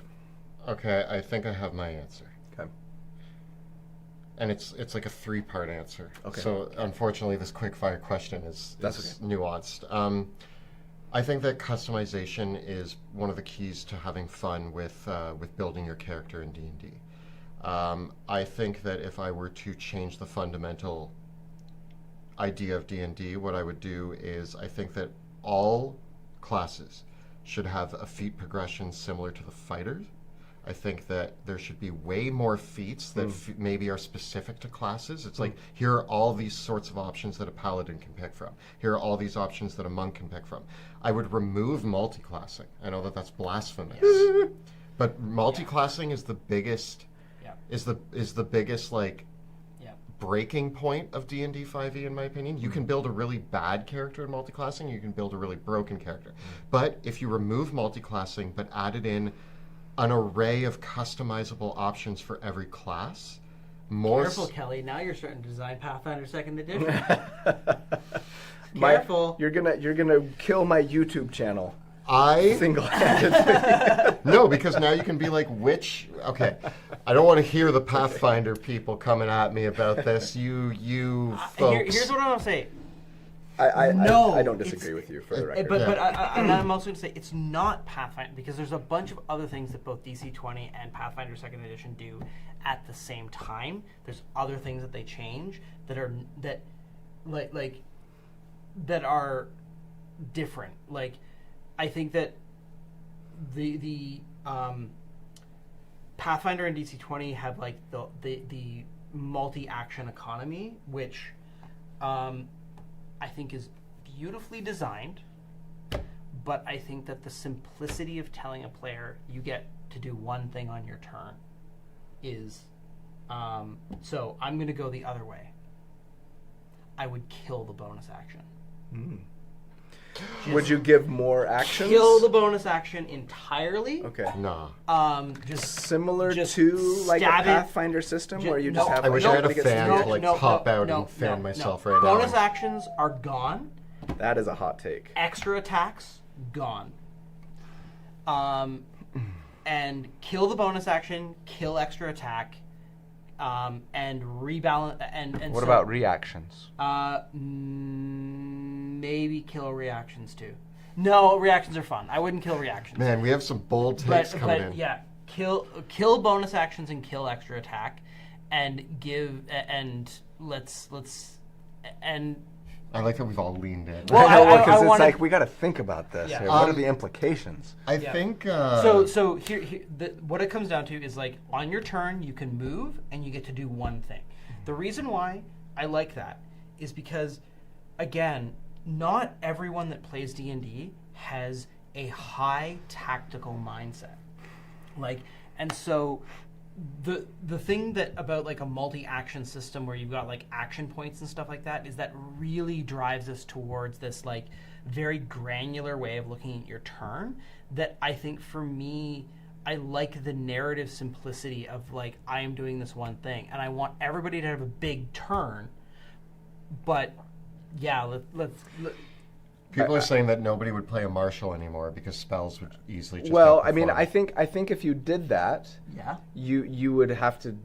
Obviously, there'd be a lot of balance implications there, right? So part of the rebalancing would involve like maybe making that one attack that you get hit harder, exactly, right? Stuff like that, and I can see that. The thing that I get concerned about is, and this is just like, this speaks to sort of my style as a player, right? yeah. And gets into kind of why I also sort of bounced off of Pathfinder, Yeah. 2nd edition. Not just because the math was so tight, but like, for me, the one thing that I love so much about role-playing games is finding a way to try and create something that like is fun and powerful, right? And that works really well. And the more levers I have to pull to try and get there, the more fun I think I have with the creation process. I and just the feel like process. I disagree with Monty on this. And, Well, let me finish. Yeah, go ahead. And so like if I just feel like if there's only one thing that I can do that everybody can do on their turn, my fear is that it would sort of very quickly and easily become obvious, like, oh well, this is the best thing to do, so this is what I'm always going to do. Oh, okay, so what if it was this? Because this conversation actually, I remember years ago, Mike Merles actually mentioned like that there was a version of D&D 5e that didn't have a bonus action, because you could actually have spells and abilities that say after you cast this ability, you can now do an extra thing. So, for example, you could have Misty Step, where after casting Misty Step, you still get to make an attack to do a thing, and so it would be a little bit more constrained in that way. The other thing that you could do with that is go right back around again and do what I said about giving everyone action points again. So there's no bonus actions anymore, but everyone has a token. But that you they have can like throw a down limited supply to do two things. Yeah. Because again, it's also like a question of mental bandwidth, right? And the idea of just being able to do two things, but only a limited number of times, right? I mean, I can see it speeding up combat, And and then- that would be a good thing, Yeah, right? and then we can go whole hog Yeah. with marshals having really cool maneuvers again, Yeah. Book of Nine Swords, 4th edition style, where instead of like where yes, like I think that the other thing around it would be like kind of everybody's a spellcaster, right? Like that would just be it. It's like, and is that going back to 4th edition? Yes, but I think, but more and more like 4th edition, there's kind of this, for me, there's this weird magic game that is halfway between 5th edition, like has like abandoned some of like because the reason why I don't want to play 4th edition again is because 4th edition had so much math. Yeah. And it had these huge numbers, and I don't want to do that again. And it had like all this like really technical tactical play. But there's like good things and bad things. I don't know.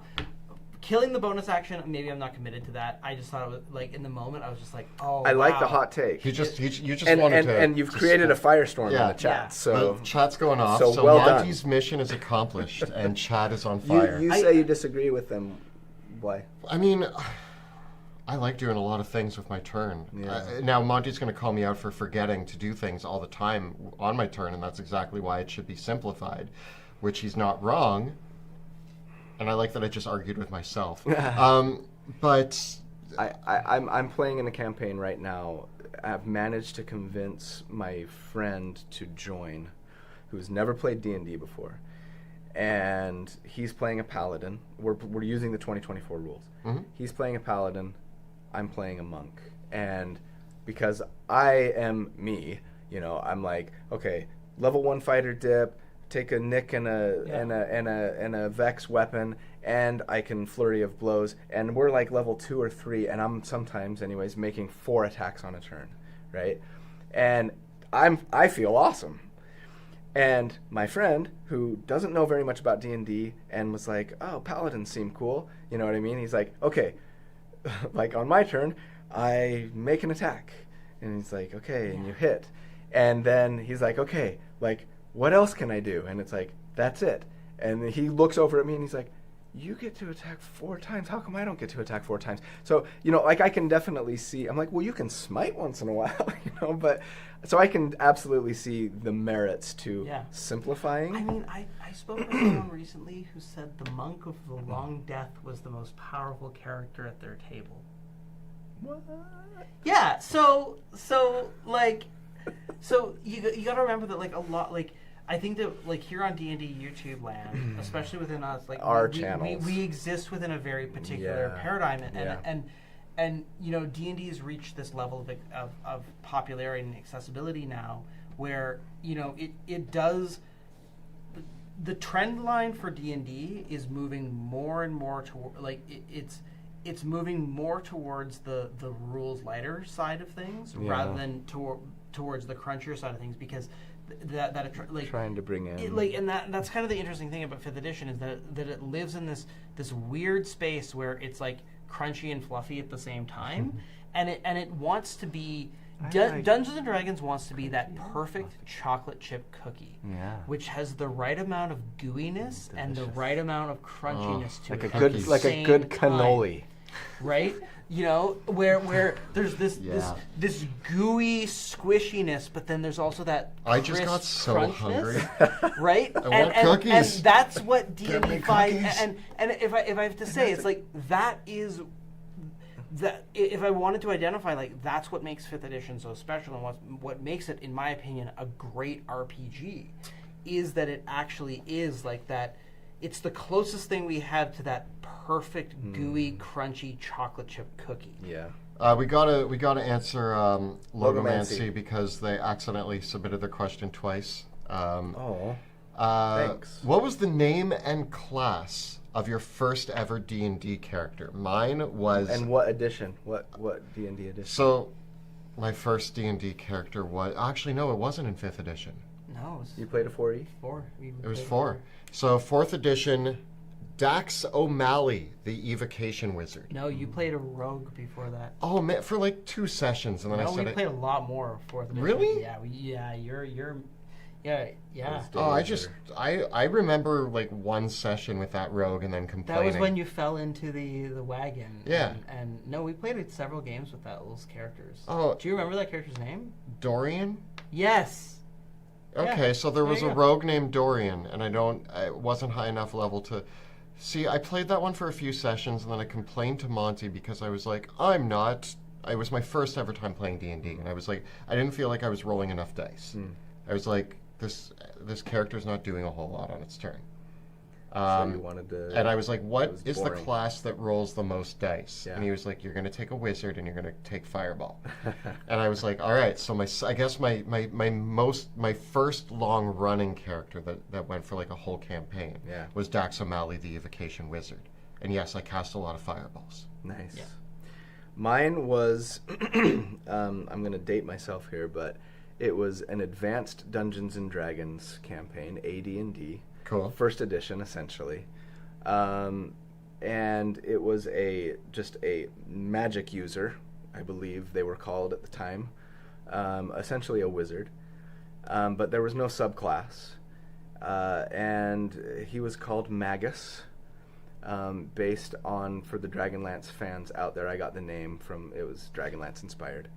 I just remember that we didn't mention Chrono Trigger. in like most important, like favorite video games. Oh, of video all time. games, yeah, Chrono Trigger. That's a good one. I feel bad that I didn't. And we played the Temple of Elemental Evil. Oh yeah. It took my entire middle school career to finish, which was 3 years in Utah. Middle school is junior high.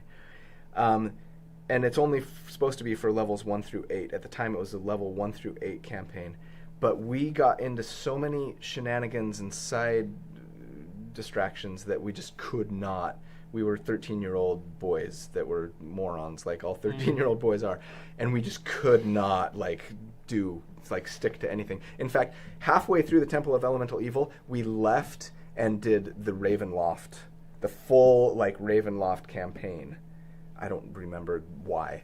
And then came back and finished Temple of Elemental Evil. And by the time we did, I think we were level 18. And so my DM at the time had to totally homebrew all of the monsters and make them way more powerful and stuff like that. But anyways, Yeah. Magus, I loved it. What was your first character? Mine was an elf ranger named Furion Stormrage. Oh, I wonder where that was inspired from. That's awesome. Was he what edition? This would have been 3rd edition. Third. Which now, when I'm saying this, I literally played this character for the 3rd edition starter set. That we only me and my friend that I was getting into D&D with, Jesse. He was playing a dwarf fighter, so it was the dwarf fighter and the elf ranger, and we tried this taking turns DMing as the two of us played our characters at the same to figure out the rules, right? But and I've had the ability to play in a couple campaigns over my time. I've mostly been able to when I played characters for a while, it's usually been an Adventures League character. I think the only character that I got to play consistently in a campaign for a while was probably the gunslinger wizard character that I played in your pirate campaign. You did a paladin for a little while. Oh, and the paladin, yeah. I just remember you being shirtless. Silverwheel. Lance, you always have the yeah. When I say cheesiest names, I don't mean that in a negative way. I just mean they're so on point for D&D mythic, heroic, high fantasy. Yeah. It's great. Yeah. I played 1st edition. We stopped playing right as 2nd edition was starting to come out, and we were like, should we transition? And when we just stopped playing instead. And then I didn't play D&D again until 5e. It was a 25-year gap. Yeah.